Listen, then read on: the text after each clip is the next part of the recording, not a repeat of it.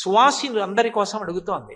అది ఏమిటై ఉంటుంది? ఎందుకై ఉంటుంది అంటే భార్యాభర్తలు పరమ ప్రేమతో కలిసి ఉండడానికి కారణమవుతుంది ఆ వ్రతం. అటువంటి వ్రతాన్ని చెప్పమని అడుగుతోంది. అది లోకానుగ్రహకాం యయా. ఆవిడికి లేదా అటువంటి దాంపత్యం? ఆవిడ చెయ్యాలా వ్రతం?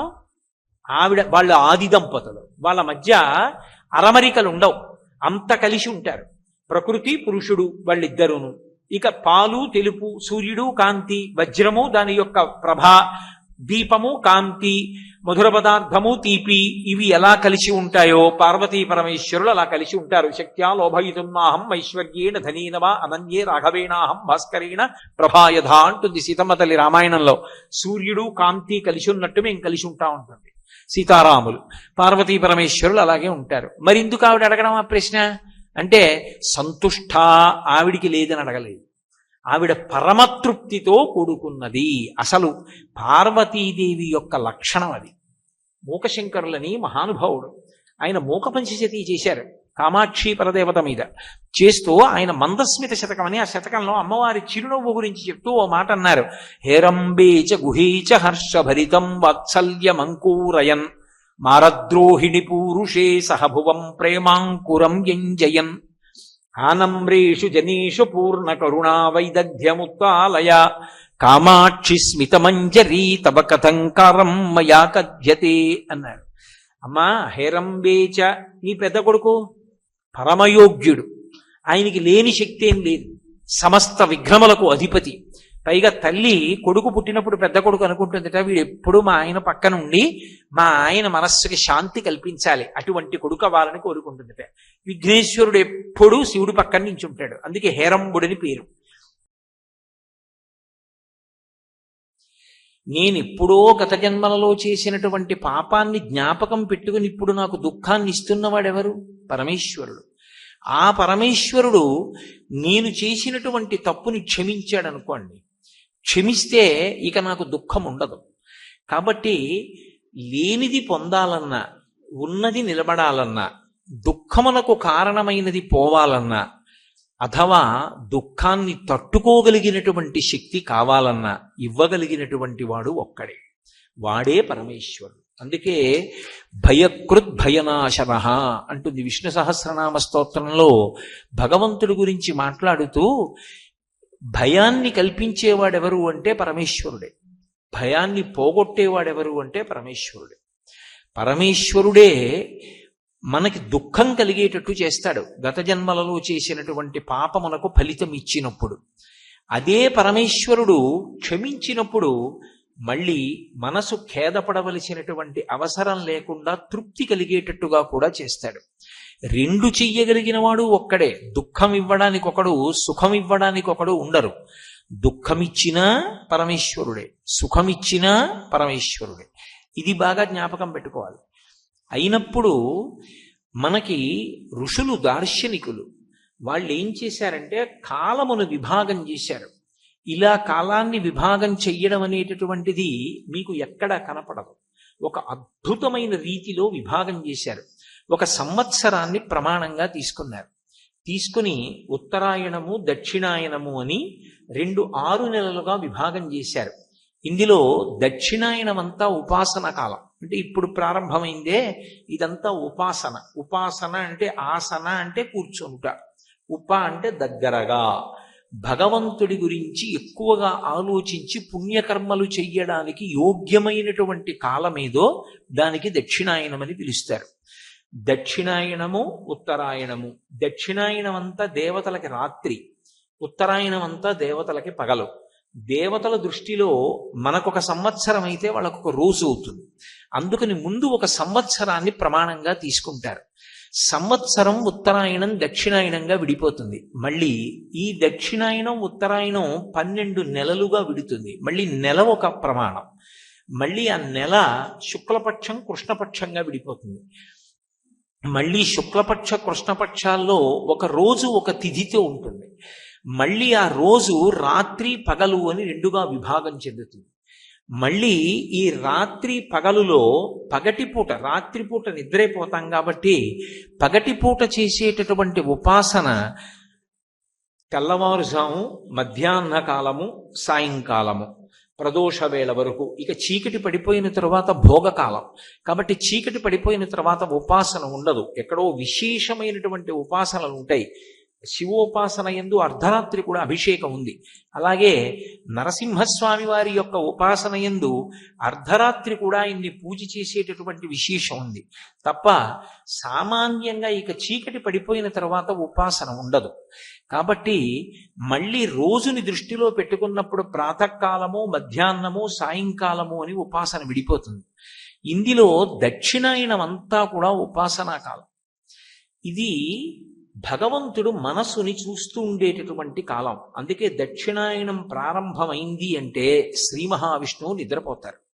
శ్రీ మహావిష్ణువు స్థితికారుడు. ఆయన స్థితికారుడు అన్న మాటకు అర్థం ఏమిటంటే ఎవరు ఏం చేస్తున్నారు అన్నదాన్ని ఆయన గమనిస్తూ ఉంటాడు. ఆయన గమనించడం అంటే మీరు ఒకటి గుర్తుపెట్టుకోవాలి, బయట చూపు చూడడం. వీడు ఎన్ని పువ్వులు తెచ్చాడు, వీడు ఎన్ని తులసి దళాలు తెచ్చాడు, వీడు ఎన్ని కొబ్బరికాయలు కొడుతున్నాడు, వాటితో ఆయనకి సంబంధం ఉండదు. వీడి మనసు ఎలా ఉన్నది అన్నది ఆయన చూస్తూ ఉంటాడు. మనసు భక్తితో ఉన్నదా, లోపల ఉన్న మనసుని చూడడానికి లోపలి నేత్రాన్ని తెరుస్తాడు. అందుకే బయట నేత్రాలు మూసుకుంటాడు. అందుకే ఆ నిద్ర తామసిక నిద్ర కాదు. మనందరం నిద్రపోయినట్టుగా అలిసిపోయి నిద్రపోడు. ఆయనకు అలసట ఉండదు. నిద్రాముద్రాం నిఖిల జగతి రక్షణీ జాగరూకం అంటారు. దక్షిణాయనం ప్రారంభమైంది అంటే తొలి ఏకాదశి అంటారు. ఇవాళ విశేషం ఏమిటి అంటే శ్రావణ మాస శుక్లపక్ష ఏకాదశి నాడు మనం ప్రదోష వేళలో మాట్లాడుకుంటున్నాం. తొలి ఏకాదశి. తొలి ఏకాదశి నాడు విష్ణువు శయనంలోకి వెడతారు, నిద్రలోకి. అంటే ఆయన తామసికంగా నిద్రపోతారని కాదు దాని అర్థం. ఈ పై కన్నులు మూసుకుని మనోనేత్రం తెరుస్తారు. తెరిచి ఎవడి మనసు ఎంత భక్తితో ఉంది అన్నదాన్ని చూస్తూ ఉంటారు. అందుకే దక్షిణాయనంలో మనసు ఎంత భక్తితో ఉందో, మనం ఎన్ని పుణ్యకర్మలు చేశామో అవన్నీ కూడా విశేషమైనటువంటి ఫలితాన్ని ఇస్తాయి.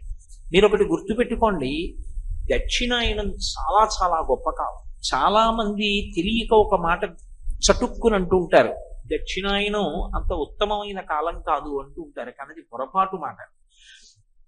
దక్షిణాయనం పరమయోగ్యమైన కాలం. ఎందుచేతనో తెలుసా? అసలు ఉపాసనకి సంబంధించి మనం భగవంతుడికి సంబంధించి చేసేటటువంటి పూజలన్నీ కూడా, అటువంటి నైమిత్తిక తిథులన్నీ కూడా ఈ దక్షిణాయనంలోనే వస్తాయి.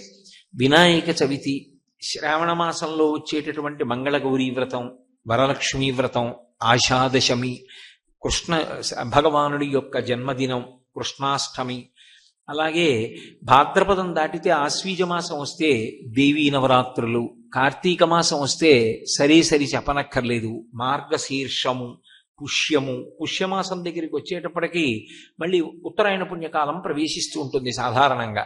కాబట్టి దక్షిణాయన పుణ్యకాలం అంతా విశేషమైనటువంటి తిథులు వస్తాయి. అవి ఈశ్వరారాధనకి సంబంధించినటువంటి కాలం. ఆ కాలమునందు చేసినటువంటి ఉపాసన వలన భగవంతుని యొక్క అనుగ్రహము పరిపుష్టమయ్యేటటువంటి కాలం. మీకు నేను ఒక ఉదాహరణ చెప్పాలి అంటే, భోజనం చేయడానికి ఒక కాలం ఉంటుంది, అపరాన్నము అని. మధ్యాహ్న కాలంలో భోజనం చేస్తాం. మధ్యాహ్నం చేసినటువంటి భోజనం మరునాటి వరకు శక్తినిస్తుంది.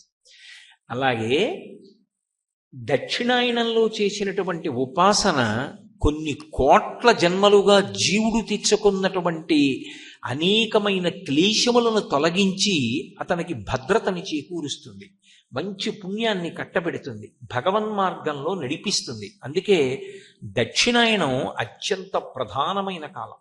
మీకు బాగా అర్థమయ్యేలా చెప్పాలి అంటే నేను ఒక ఉదాహరణ చెప్తాను, మీరు పట్టుకుంటారు. ఒక పిల్లవాడు ఒక పరీక్షకి వెళ్ళి ఎలా అయినా అందులో ఉత్తీర్ణుడు కావాలి అని సంకల్పం పెట్టుకున్నాడు. 60 నిమిషాల్లో 200 ప్రశ్నలకు అతను జవాబులు రాయాలి. అతను రోజు ఏం చేస్తాడంటే గడియారం పెట్టుకుని 60 నిమిషాలలో నేను 200 ప్రశ్నలకి జవాబులు రాయడం అలవాటు కావాలి, మాదిరి ప్రశ్నాపత్రాలు తీసుకుని జవాబులు రాయడం మొదలు పెడతాడు. మొట్టమొదట 60 నిమిషాల్లో 50 ప్రశ్నలే రాస్తాడు. కానీ రోజు సాధన చెయ్యగా ఇక వారం రోజుల్లో పరీక్ష ఉంది అనేటప్పటికీ 50 నిమిషాల్లో 200 ప్రశ్నలు పూర్తయిపోతాయి. ఆ స్థాయికి వచ్చేసాడు. ఇప్పుడు అతను ఎంత గొప్ప ప్రశ్నపత్రం తెచ్చి అక్కడ పెట్టండి, గంట తనకు అక్కర్లేదు, 50 నిమిషాల్లో 200 ప్రశ్నలు పూర్తి చేస్తాడు. అతను ఇంట్లో 50 నిమిషాల్లో 200 ప్రశ్నలు పూర్తి చేయడం చేత అతనికి ఒక గొప్ప కళాశాలలో చదువుకోవడానికి అవకాశం ఇస్తారా? అతను పరీక్షకి వెళ్ళినప్పుడు 50 నిమిషాల్లో 200 ప్రశ్నలకి సక్రమమైన జవాబులు వ్రాస్తే మంచి కళాశాలలో చదువుకోవడానికి అవకాశం ఇస్తారా? పరీక్షలో వ్రాస్తేనే. తీరా పరీక్ష దగ్గరికి వెళ్ళి అతను పరీక్ష వ్రాయడం మొదలుపెట్టారు. అతనికి ప్రశ్నపత్రం ఇచ్చారు. ప్రశ్నాపత్రం విప్పి వ్రాయడం మొదలుపెట్టాడు. అతనికి చాలా ఇష్టమైన పాటలు ఎక్కడో దూరం నుంచి వినపడుతున్నాయి. అతని దృష్టి అటువైపుకి వెళ్ళిపోయింది. ఆ వినపడుతున్నటువంటి పాటల మీద దృష్టి పెట్టాడు. ఆ వేగం తగ్గిపోయింది. 60 నిమిషాలు అయిపోయింది. 60 నిమిషాల్లో 200 ప్రశ్నలు 50 నిమిషాల్లోనే చేయడం అలవాటు పడ్డవాడు 100 ప్రశ్నలు కూడా వ్రాయలేకపోయాడు. అయ్యా, నేను ప్రతిరోజు ఇంటి దగ్గర చేస్తానండి, 200 ప్రశ్నలు 50 నిమిషాల్లో పూర్తి చేస్తాను అన్నా కూడా అతనికి ఏదైనా విశ్వవిద్యాలయంలో స్థానం ఇస్తారా చదువుకోవడానికి? ఇవ్వరు. కానీ ఆ రోజున పరీక్షలో ఎవడు నిలబడ్డాడో వాడు మాత్రమే సరి అయినటువంటి స్థానాన్ని పొందుతాడు. అలాగే దక్షిణాయనాన్ని ఎవడు సరిగ్గా ఉపయోగించుకున్నాడో వాడి జీవుడు అభ్యున్నతిని పొందుతాడు. దక్షిణాయనం విద్యార్థికి పరీక్షాకాలం ఎటువంటిదో మనుష్య ప్రాణికి అంతటి ఉపాసన కాలం. ఈ కాలమునందు ఏది చేస్తామో అది విశేషమైనటువంటి ఫలితాలు ఇస్తుంది. అందుకే వ్రతములన్నీ కూడా ఈ కాలములోనే జరుగుతాయి. మీరు చూడండి, విఘ్నేశ్వర వ్రతకల్పము భాద్రపద మాసంలో చేస్తాం. శ్రావణ మాసంలో వరలక్ష్మి వ్రతకల్పము, మంగళగౌరీ వ్రతకల్పము, ఆషాదశమి అభిషేక కల్పము, ఇలా ఏదో శారదా నవరాత్రులు వస్తాయి. శారదా నవరాత్రుల యొక్క ఉపాసన అన్నీ కూడా ఈ దక్షిణాయనంలోనే నడుస్తాయి. ఇందులో వ్రతము అని ఒక మాట ఉంటుంది. ఈ వ్రతము ఎప్పుడూ కూడా మీరు ఒకటి గుర్తుపెట్టుకోవాలి. ఒక వ్రతమును చేసేటప్పుడు దాన్ని ఎవరు చెయ్యాలి, ఎలా చెయ్యాలి, ఇది చెప్పడానికి అధికారులు ఇద్దరే ఉంటారు. ఒకటి సాక్షాత్ భగవానుడే చెప్తాడు. కొన్ని వ్రతాలు ఇలా చెయ్యాలి అని భగవంతుడే చెప్తాడు. రెండవది ఋషి చెప్తాడు. ఒక్కొక్క చోట ఋషి ప్రోక్తమవుతాయి. ఫలానా ఋషి చెప్పారు అంటారు. కల్పము అన్న మాటకు అర్థం ఏంటంటే అది ఎలా చెప్పబడినదో అలాగే చెయ్యాలి అని. అంతే తప్ప ఋషి ఒకలా చెప్పి ఈశ్వరుడు ఒకలా చెప్తే మనం ఒకలా దాన్ని చేశామనుకోండి, కల్పాన్ని ఉల్లంఘించామంటారు. కల్పోల్లంఘనం జరిగింది కాబట్టి ఆ వ్రతము చేసినా చెయ్యనట్టే లెక్కలోకి తీసుకుంటారు. అందుకే కల్పము ప్రధానమై ఉంటుంది. కల్పము మనం చెప్పినట్టు కాదు, భగవంతుడు చెప్పినట్టు, ఋషి చెప్పినట్టు మనం చెయ్యవలసి ఉంటుంది. శ్రావణ మాసం దక్షిణాయనంలో వచ్చేటటువంటి మాసములలో చాలా గొప్ప మాసం. ఎందుచేత అంటే ఈ శ్రావణ మాసం లక్ష్మీప్రదం. లక్ష్మి కావాలి అని కోరుకోని వాడు లోకంలో ఎవరుంటాడు? లక్ష్మి అన్న మాటకే అర్థం ఏమిటంటే అందరూ ఆమె యొక్క అనుగ్రహము కొరకు ఎదురు చూస్తారు. ఏ తల్లి అనుగ్రహము కొరకు లోకములో ఉన్న సమస్త ప్రాణులు ఎదురు చూస్తాయో, ఏ తల్లి యొక్క అపాంగ వీక్షణము అంటే ఇలా తిన్నగా కూడా ఆవిడ చూడక్కర్లేదు, ఇలా కడగంటి చూపు చూస్తే చాలు.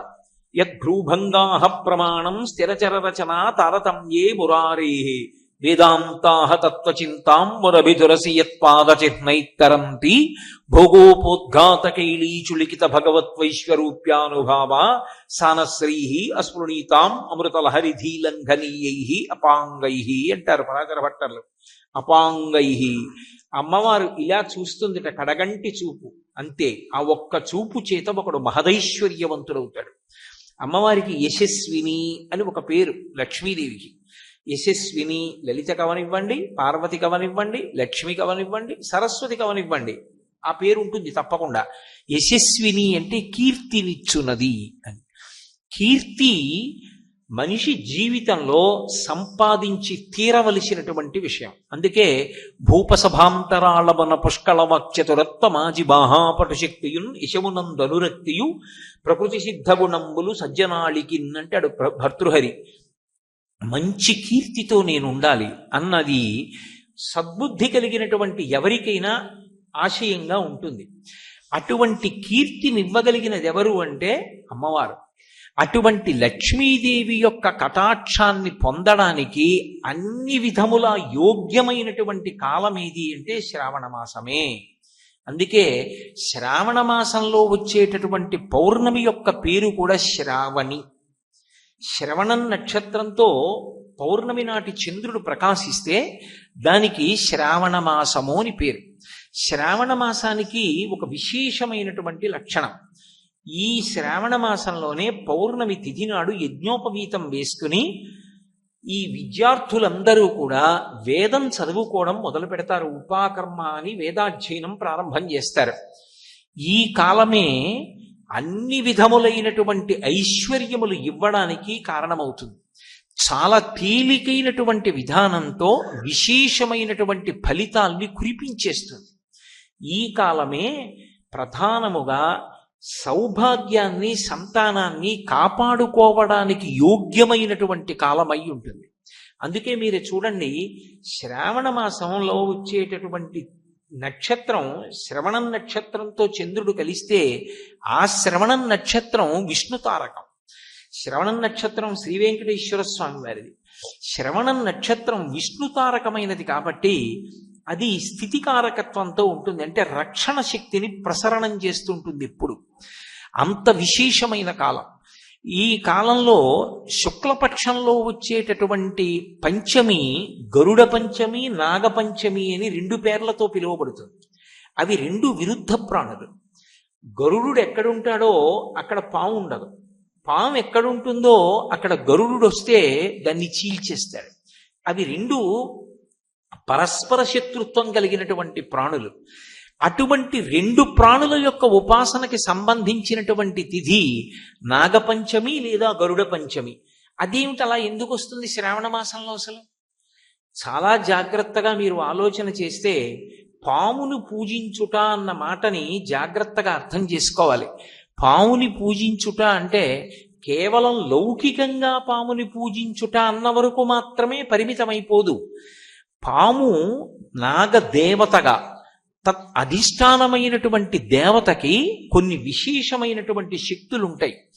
అవి సంతానకారకములవుతాయి. అందుకే సాధారణంగా సంతానం కలగకపోతే దోషం ఎక్కడుంది అంటే ఏదో నాగదోషం ఉంది అని నిర్ధారణ చేస్తూ ఉంటారు. అథవా అలా కాకపోతే సుబ్రహ్మణ్యేశ్వర స్వామి వారి యొక్క అనుగ్రహం చేత సంతానం కలుగుతుంది అని.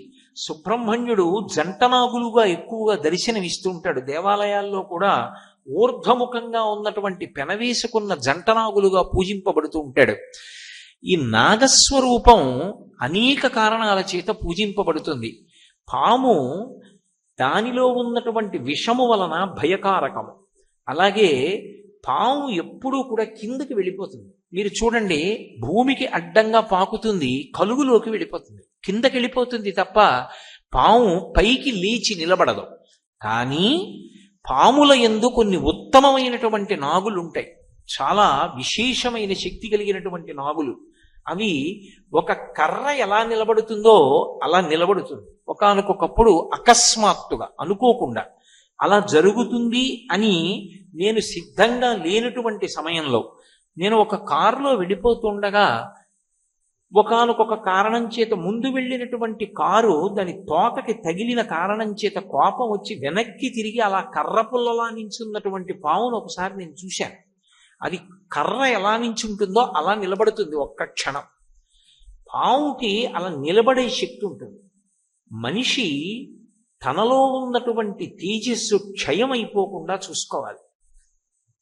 ఇంత పవిత్రమైన సభలో బాగా అర్థమయ్యేటట్టుగా చెప్పాలి అంటే నేను ఒక్క ఉపమానం చెప్తే మీకు అర్థమైపోతుంది. ఒకడు ఒక పెద్ద పూలతోట పెంచాడు. ఒక పెద్ద పూలతోట పెంచి ఆ పువ్వులలో ఉండేటటువంటి సువాసనంతటినీ కూడా జాగ్రత్తగా ఆ పరిమళాన్నంతటినీ కూడా సేకరించాడు. ఇప్పుడు అది ఇంత పెద్ద పూలతోటలోంచి ఇంత చిన్న సీసాలోకి ఆ పరిమళ ద్రవ్యం వచ్చింది. ఇప్పుడు ఇంత కష్టపడి సేకరించిన పరిమళ ద్రవ్యాన్ని తీసుకెళ్లి ఒక మురుగుడు గుంటలో పోసేశాడు. ఏమైనా ఉపయోగం ఉందా? ఉపయోగం ఉండదు. మనిషి యందు వీర్యము అని ఒక మాట, వీర్యము తేజస్సు, అది అని అస్తమానం లౌకికమైనటువంటి కోర్కెలు కలిగి విశేషమైనటువంటి కామంతో అధోముఖంగా ఎవరు తన తేజస్సుని కోల్పోతూ ఉంటాడో వాడు ఊర్ధ్వముఖ చలనం చెయ్యలేడు.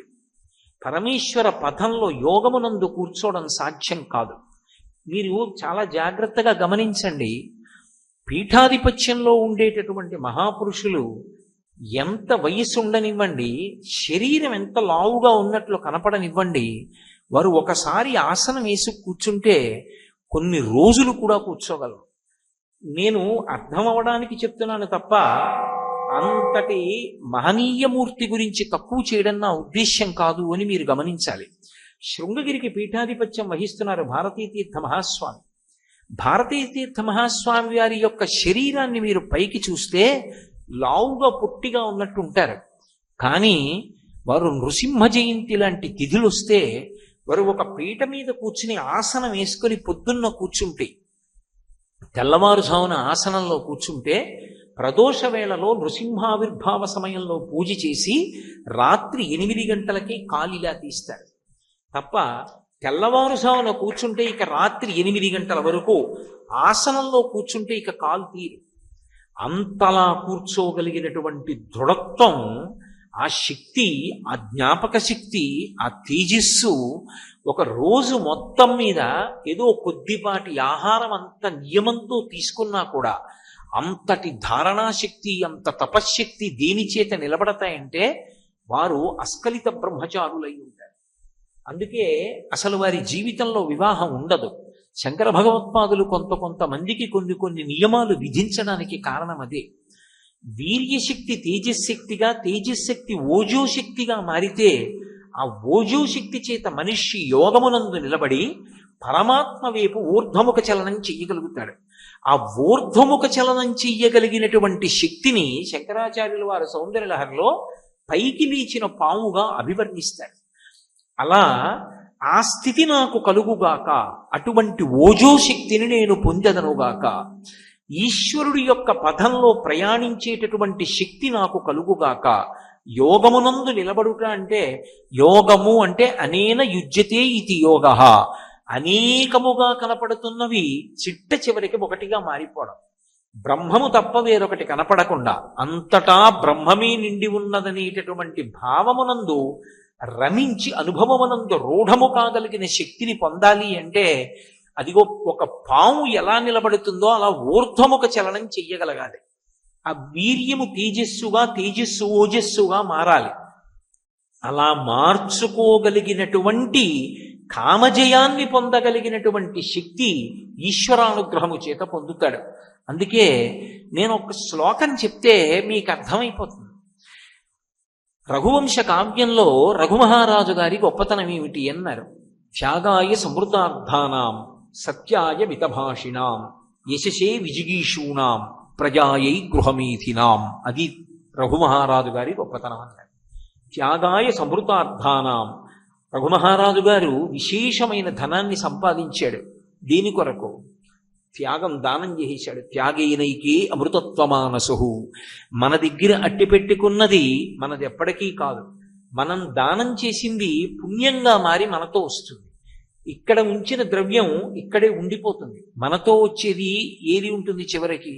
కింవానేన ధనేన వాదికరిభిప్రాప్తేన రాజ్యేన కింవా పుత్ర కళత్ర మిత్ర పశుభిర్దేహేన గేహేన కిం జ్ఞాతైతక్షణభంగురం సపతిరోత్యాద్యం మనోదూరత స్వాత్మార్థం గురువాక్యతో భజ భజ శ్రీ పార్వతీ వల్లభం అంటారు శంకర భగవత్పాదులు. సంపాదించినటువంటి ఐశ్వర్యం బ్యాంకు వాళ్ళు ఇచ్చినటువంటి పుస్తకంలో అంకెల రూపంలో ఉండిపోతుంది. కారు ఆఖరికి తనని తీసుకెళ్ళిపోవడానికి కొని తేవలసినటువంటి కర్రలు తీసుకురావడానికి కూడా అంతే వేగంగా, అంతే సంతోషంగా వెళ్తుంది. కడుపున పుట్టిన కొడుకు తల పగిలిపోయే వరకు ఉంటాడు. భార్య గుమ్మం వరకు ఉంటుంది. తనతో వచ్చేది చేసుకున్న పాపపుణ్యాలేవో ఒక్కటే వస్తాయి. అందుకే కాయము వీడి జీవుడతి కంపిత చిత్తత నీగుచుండ ఓ నాయనయంచు ఎచ్చు నిజ నందన నందినులైన కాని కందోయిని భాష్పముల్ తొలుత దుఃఖమహాంబుది సొచ్చు పత్నియున్ కాయము వీడి రారు కదా, చేసిన కర్మము పుణ్యము తప్ప శంకర. ఏమొస్తుంది? చేసిన కర్మము పుణ్యము ఇవే వస్తాయి వెంట. అందుకే మనిషిని ఊర్ధ్వముఖ చలనం వైపుకి ప్రయాణం చెయ్యి. అన్ని ప్రాణులు భూమికి అడ్డంగా పుట్టాయి, అడ్డంగానే పెరుగుతున్నాయి. ఓ కుక్క పిల్ల భూమికి అడ్డంగా పుడుతుంది, అడ్డంగానే పెరుగుతుంది వెన్నుపాం. మనం అడ్డంగా పుట్టి నిలువుగా పెరుగుతాం. నిలువుగా పెరగడానికి కారణం ఏమిటంటే నువ్వు ఊర్ధ్వముఖ చలనం చెయ్యి, పరమాత్మని తెలుసుకునేటటువంటి పదంలో పైకి ఎదుగు, అంతేకాని నేలకు అడ్డంగా పడి బతకపు అని చెప్పడానికి పరమేశ్వరుడు వెన్నుపావుని నిటారుగా ఉంచుతాడు. అలా వెన్నుపావుని నిటారుగా ఉంచినటువంటి పరమాత్మ దాని చేతనే మనకి సంకేతిస్తున్నాడు, నువ్వు జీవితంలో పైకి ఎదగడం నేర్చుకో. అందుకే పావుకు ఆహారం ఎలుక, ఎలుకని పట్టుకుంటుంది. పాము ఎలకని పట్టుకుంటుంది అన్న మాట పైకి. ఆంతరమునందు లక్షణం ఏమిటో తెలుసా? ఎలక సంసారమునకు ప్రతీక. మనము ఇల్లు కట్టాలంటే శంకుస్థాపనని గొయ్యవుతాం. ఎలక మన ఇంట్లోకి వచ్చి ఉండాలన్నా కూడా కన్నం పెడతాడు. మనకి అక్కర్లేని విషయాలన్నీ తెచ్చి ఇంట్లో దాచుకుంటాం. ఆఖరికి పాలు తెచ్చుకున్నటువంటి కవర్లు కూడా బొత్తు పెట్టి దాచుకుంటాడు. ఎందుకురా అంటే ఎప్పుడో ఎవడో శనగపప్పు ఇస్తాడు, దానికోసం దాచానంటాడు. ఎలక దానికి అవసరం ఉందా లేదా లేదు, ప్రతిదాన్ని ఎత్తుకుపోయి కలుగులో పెట్టుకుంటాడు. మనుష్యునికి అధిక సంతానం, ఎలకకి అధిక సంతానం. మనుష్యుణ్ణి ఎవడు పెంచి పోషించి డబ్బిచ్చాడో వాడికే ముప్పు తెస్తాడు. ఎలక ఏ యజమాని ఇంట్లో ఉంటుందో ఆ యజమాని పడుకున్నప్పుడు వాడి కాలి వేళ్ళు కొరుకుతుంది. ఎలక ఇంట్లోనే చూరుల మీద తిరుగుతూ ఉంటుంది. మనిషి ఎప్పుడూ ఒక చూరు కింద ఇంట్లో తిరుగుతాడు. ఎలకని ఏది పట్టుకుంటుంది? చీకట్లో చప్పుడు అవ్వకుండా పాదముల యందు మాంసపు ముద్దలు ఉన్నటువంటి పిల్లి వచ్చి ఠక్కున పట్టుకుంటుంది. మనిషిని ఏది పట్టుకుంటుంది? చప్పుడు అవ్వకుండా వచ్చి పట్టుకుని మృత్యువు పట్టుకుంటుంది. అందుకే ఎలకకి మనిషికి దగ్గర సంబంధం వేదాంతంలో. రెండు సంసారమునకు సంకేతములై ఉంటాయి. ఈ సంసారమునందు బ్రతుకుతూ ఎప్పుడూ అసలు భగవంతుడి వైపుకు ప్రయాణం చెయ్యడానికి కావలసినటువంటి సాధన ప్రారంభించాలన్న తాపత్రయం లేకుండా బతికేస్తూ పునరపి జననం పునరపి మరణం పునరపి జననీ జఠరీ శయనం ఇహ సంసారే బహుదుస్తారే కృపయాపారే పాహి మురారే. మళ్ళీ పుట్టి మళ్ళీ చచ్చి మళ్ళీ పుట్టి మళ్ళీ చచ్చి చిర్విత చిర్వినులైన వారికి జెచ్చర పుట్టునే పరులు చెప్పిననైనా ఏమిచ్చిననైనా కానలకు ఏగిననైనా అంటాడు ప్రహ్లాదుడు. అసలు ఆ హరిప్రబోధముల్ భగవంతుణ్ణి చేరుకుందామన్న కోరిక లేకుండా జీవితం అంతా గడిపేస్తున్న వాడు ఎవరున్నాడో వాడు ఎలక. వాణ్ణి పట్టుకునేది పాము. అంటే సంసారగ్రస్తమైనటువంటి జీవులకు సంసారమునందు బతికేస్తుండడం గొప్ప కాదు, కానీ ఎప్పుడో అప్పుడు ఈ జనన మరణ చక్రం నుంచి బయటపడాలి. సాధన ప్రారంభం చెయ్యి. ఒక్కసారి ఈ శరీరం వదిలిపెట్టావా ఇక సాధన అన్నది ఉండదు. కుక్క సాధన ఏం చేస్తుంది? పిల్లి సాధన ఏం చేస్తుంది? మనుష్యుడు ఒక్కడే సాధన చేయగలడు, భగవన్నామం చెప్పగలడు, ఒక ఉపన్యాసం వినగలడు, ఓ పుస్తకం చదవగలడు, ఒక గుడికి ప్రదక్షిణం చెయ్యగలడు, మన గుడి కార్యక్రమంలో దేవాలయాన్ని తుడవగలడు. కానీ మిగిలిన ప్రాణులు చెయ్యలేవు. మనుష్యునిగా వచ్చావు కాబట్టి మనుష్యుని యొక్క శరీరాన్ని సద్వినియోగం చేసుకుని ఉత్తమమైనటువంటి పథంలో ప్రయాణించడానికి కావలసినటువంటి వ్యవస్థని మనస్సు యందు సంకల్ప బలంతో ఏర్పరచుకో అని చెప్పడం. నాగపంచమి నాడు ఆ పావుని పూజ చేయడం ఇన్ని కారణముల చేత. అంటే నేను ఇంకా కొద్దిగా విహంగ వీక్షణంగా మాట్లాడుతున్నాను. పావుని పూజ చేయడము అంటే ఏదో అర్థం పర్థం లేకుండా చేతకాక పూజ చేస్తున్నారనుకోకూడదు. పాము సంతానకారకత్వం దగ్గర నుంచి పాము అనేక విషయాల్ని మనకి ప్రబోధం చేస్తుంది. అందుకే మీరు జాగ్రత్తగా గమనించండి, అసలు దేవతలు ఎవరికీ కూడా పాముతో సంబంధం లేకుండా ఉండరు. శ్రీ మహావిష్ణువు ఆదిశేషుడి మీద పడుకుంటాడు. పరమశివుడు నాగాభరణుడై మెడలో పాములు వేసుకుంటాడు, చేతులకి కూడా పాములు కంకణాలుగా పెట్టుకుంటాడు. అసలు విఘ్నేశ్వరుడు నాగ యజ్ఞోపవీతం వేసుకుంటాడు, పావునే యజ్ఞోపవీతంగా వేసుకుంటాడు. శ్రీకృష్ణ భగవానుడు కాళీయమర్దనంలో ఆయనకి ఏ రంగస్థలం పనికి రాలేదు. ఆయన కాళీయుని యొక్క పడగల మీద తాండవం చేశాడు. మీరు ఎక్కడ చూడండి, చివరికి సహస్రారమని పాము పడగలు ఎలా ఉంటాయో శ్రీ విద్యా సంప్రదాయంలో ఆ సహస్రారమును చేరుకున్నప్పుడు అలా ఉంటుంది అని. కాబట్టి పాముతో సంబంధం లేనటువంటి దేవతలు ఉండరు. అందరికీ పావుతో సంబంధం ఉంటుంది. పావుతో సంబంధం ఉండడానికి కారణం ఏమిటంటే అది సంసారగ్రస్తమైనటువంటి జీవుణ్ణి సంసారము నుండి విడుదల చేస్తుంది. విడుదల చేసి ఉన్నత పదం వైపుకి నడిపించడానికి సంకేతం పావు.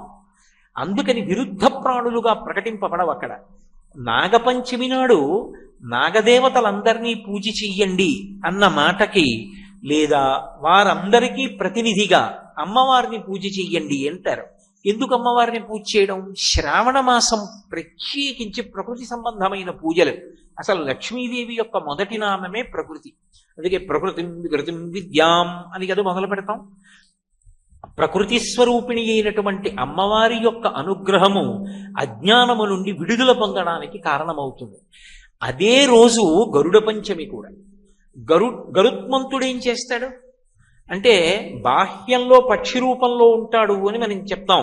కానీ మహాభారతంలో నన్నయ్య గారు ఆతత పక్షమారుత వ్రయకంపిత ఘూర్ణితాచల వ్రాత మహార్ణవుండు అని పిలుస్తాడు. గరుత్మంతుడు రెక్కలు అల్లారుస్తూ వస్తున్నప్పుడు ఆయన రెక్కలలోంచి వేదనాదం వస్తుంది. ఆయన వచ్చాడనుకోండి, పాము పారిపోతుంది. ఏ పాము పారిపోతుంది? కలుగులోకి వెళ్ళిపోయే పాము పారిపోతుంది. అంటే సాంసారికమైన అనురక్తిని తగ్గించి వైదికమైన జీవన విధానం ఇచ్చి భక్తితో కూడిన కర్మాచరణ వైపుకి నడిపించగలిగినటువంటి తత్వము గరుత్మంతుని యందు నిక్షేపింపబడి ఉంది. అందుకే వహిస్తాడు, ఇప్పుడు వాహనమై ఉంటాడు. ఆయనకి నమస్కరించకుండా విష్ణు దర్శనం చెయ్యం. వాహనము అంటే వహించుట, అంటే లోపల ఎప్పుడూ పెట్టుకుని ఉంటాడు అని అర్థం. వహించుట అంటే ఏదో రోజు పల్లకి పట్టుకుని ఎలా తిరుగుతాను చెప్పండి? ఒక భక్తుడు భగవంతుణ్ణి మనసులో వహించాడు అంటే దాని అర్థం ఎప్పుడూ ఓ పల్లకి ఓటు పట్టుకు తిరుగుతుంటాడైనా దాని అర్థం. లేకపోతే ఓ పళ్ళెంలో భగవంతుడు మూర్తి పెట్టి నెత్తి మీద పెట్టుకు తిరుగుతుంటాడనే కాదు. ఆయన ఉచ్ఛ్వాస నిశ్వాసల్లో ఊపిరిలో ఎప్పుడూ భగవంతుడి గురించిన ఆలోచనే. అలా ఆలోచిస్తూ ఇక్కడ పెట్టుకుంటాడు భగవంతుడిని. భృంగీచ్ఛా నటనోత్కట కరిమదగ్రాహీ స్ఫురన్మాధవాహ్లాదో నాదయుతో మహాసితవపు పంచేషు నాచాధృత సత్పక్ష సుమనో వనేషు సపున సాక్షాన్మదీయే మనోరాజీవ్యో భ్రమరాధిపో విహరతాం శ్రీశైలవాసీ విభూ. భృంగీచ్ఛా నటనోత్కట కరిమదగ్రాహీ స్ఫురన్మాధవా. ఆయన భక్తి అనేటటువంటి మకరందంతో కూడుకున్నటువంటి హృదయమన్న పుష్పం ఎక్కడుందో అక్కడికి మల్లికార్జునుడు మగతుమ్మెద, ఆడతుమ్మెద భ్రమరాంబిక, వాళ్ళిద్దరూ ఈ లోపలికొచ్చి ఝంకారం చేస్తూ ఎగురుతూ ఉంటారు.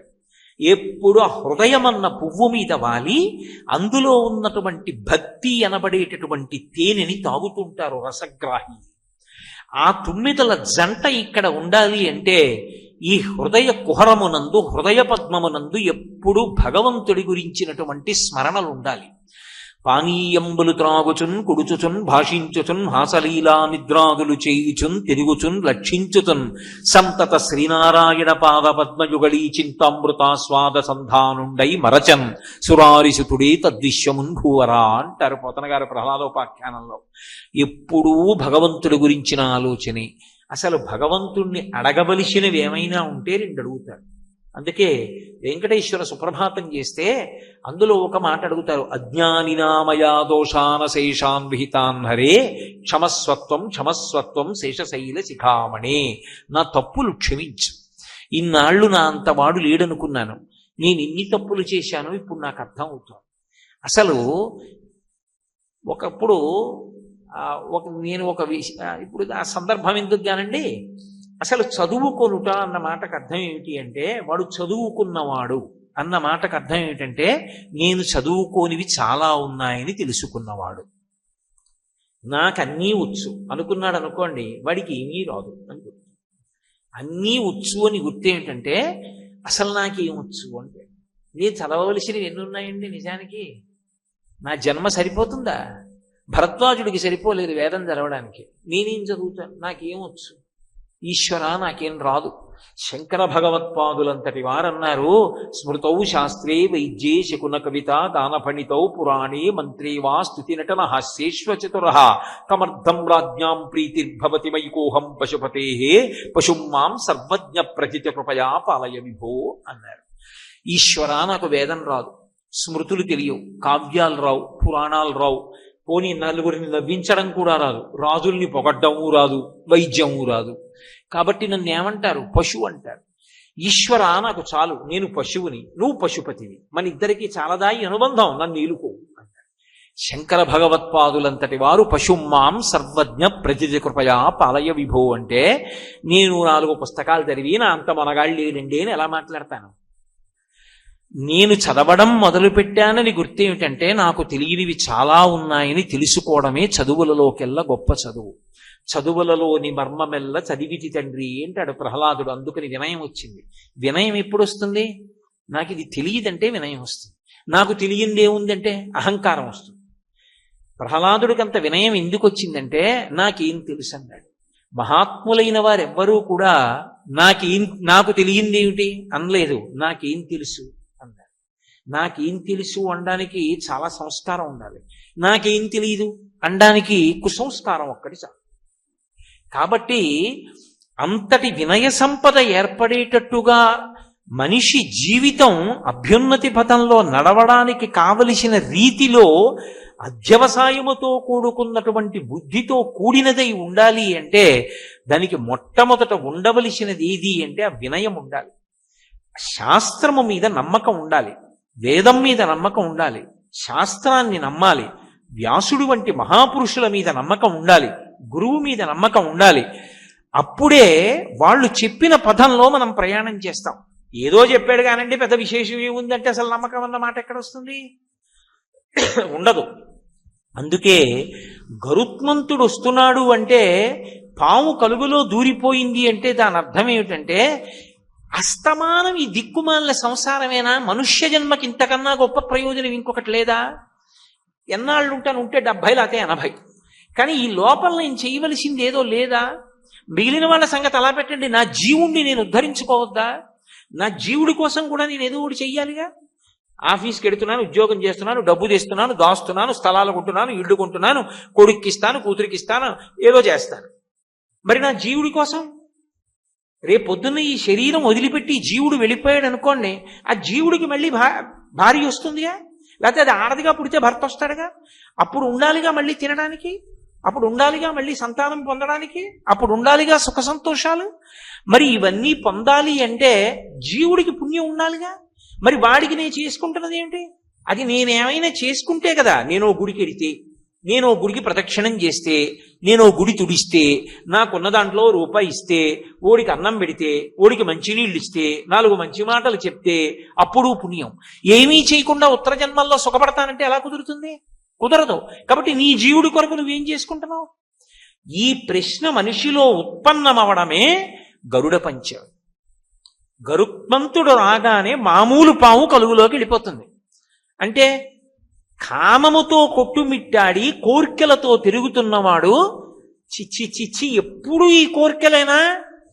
భగవంతుణ్ణి కూడా పొందాలి, నేను జీవుణ్ణి రక్షించుకోవాలి, ఈ కోరిక ఏర్పడింది. ఇది ఉత్తమమైన కోరిక. ఇప్పుడు పాము కలుగులో దూరిన పాము కాదు, పైకి లేచి నిలబడుతున్న పాము. కాబట్టి ఆ పావుని అటువంటి నాగులు ఏముంటాయో అవి గరుత్మంతుడు వాటి జోలికి వెళ్ళడు. వాసుకి మొదలైన వాళ్ళ జోలికి అవి గరుత్మంతుడి చేత ఆదరింపబడతాయి ఆ సర్పాలు. కాబట్టి గరుడ పంచమి గరుత్మంతుడు ఏం తీసుకొస్తాడు? అమృతాన్ని తీసుకొస్తాడు. గరుత్మంతుడు జీవితంలో చేసేటటువంటి గొప్ప పనులు ఏమిటి అంటే 2. ఒకటి, శ్రీ మహావిష్ణువుని వహిస్తాడు. ఇక్కడ ఎప్పుడూ భగవంతుడి గురించి ఆలోచించగలిగినటువంటి సద్బుద్ధి కలగాలి. నేను రేపు ఉదయం నుంచి ఎప్పుడూ ఈశ్వరుడి గురించి ఆలోచిస్తానండి అన్నాను అనుకోండి, కుదురుతుందా? అలా ఆలోచన ఉంటుందా? ఎప్పుడు ఎటుపోతుందో అటే పోతుంది.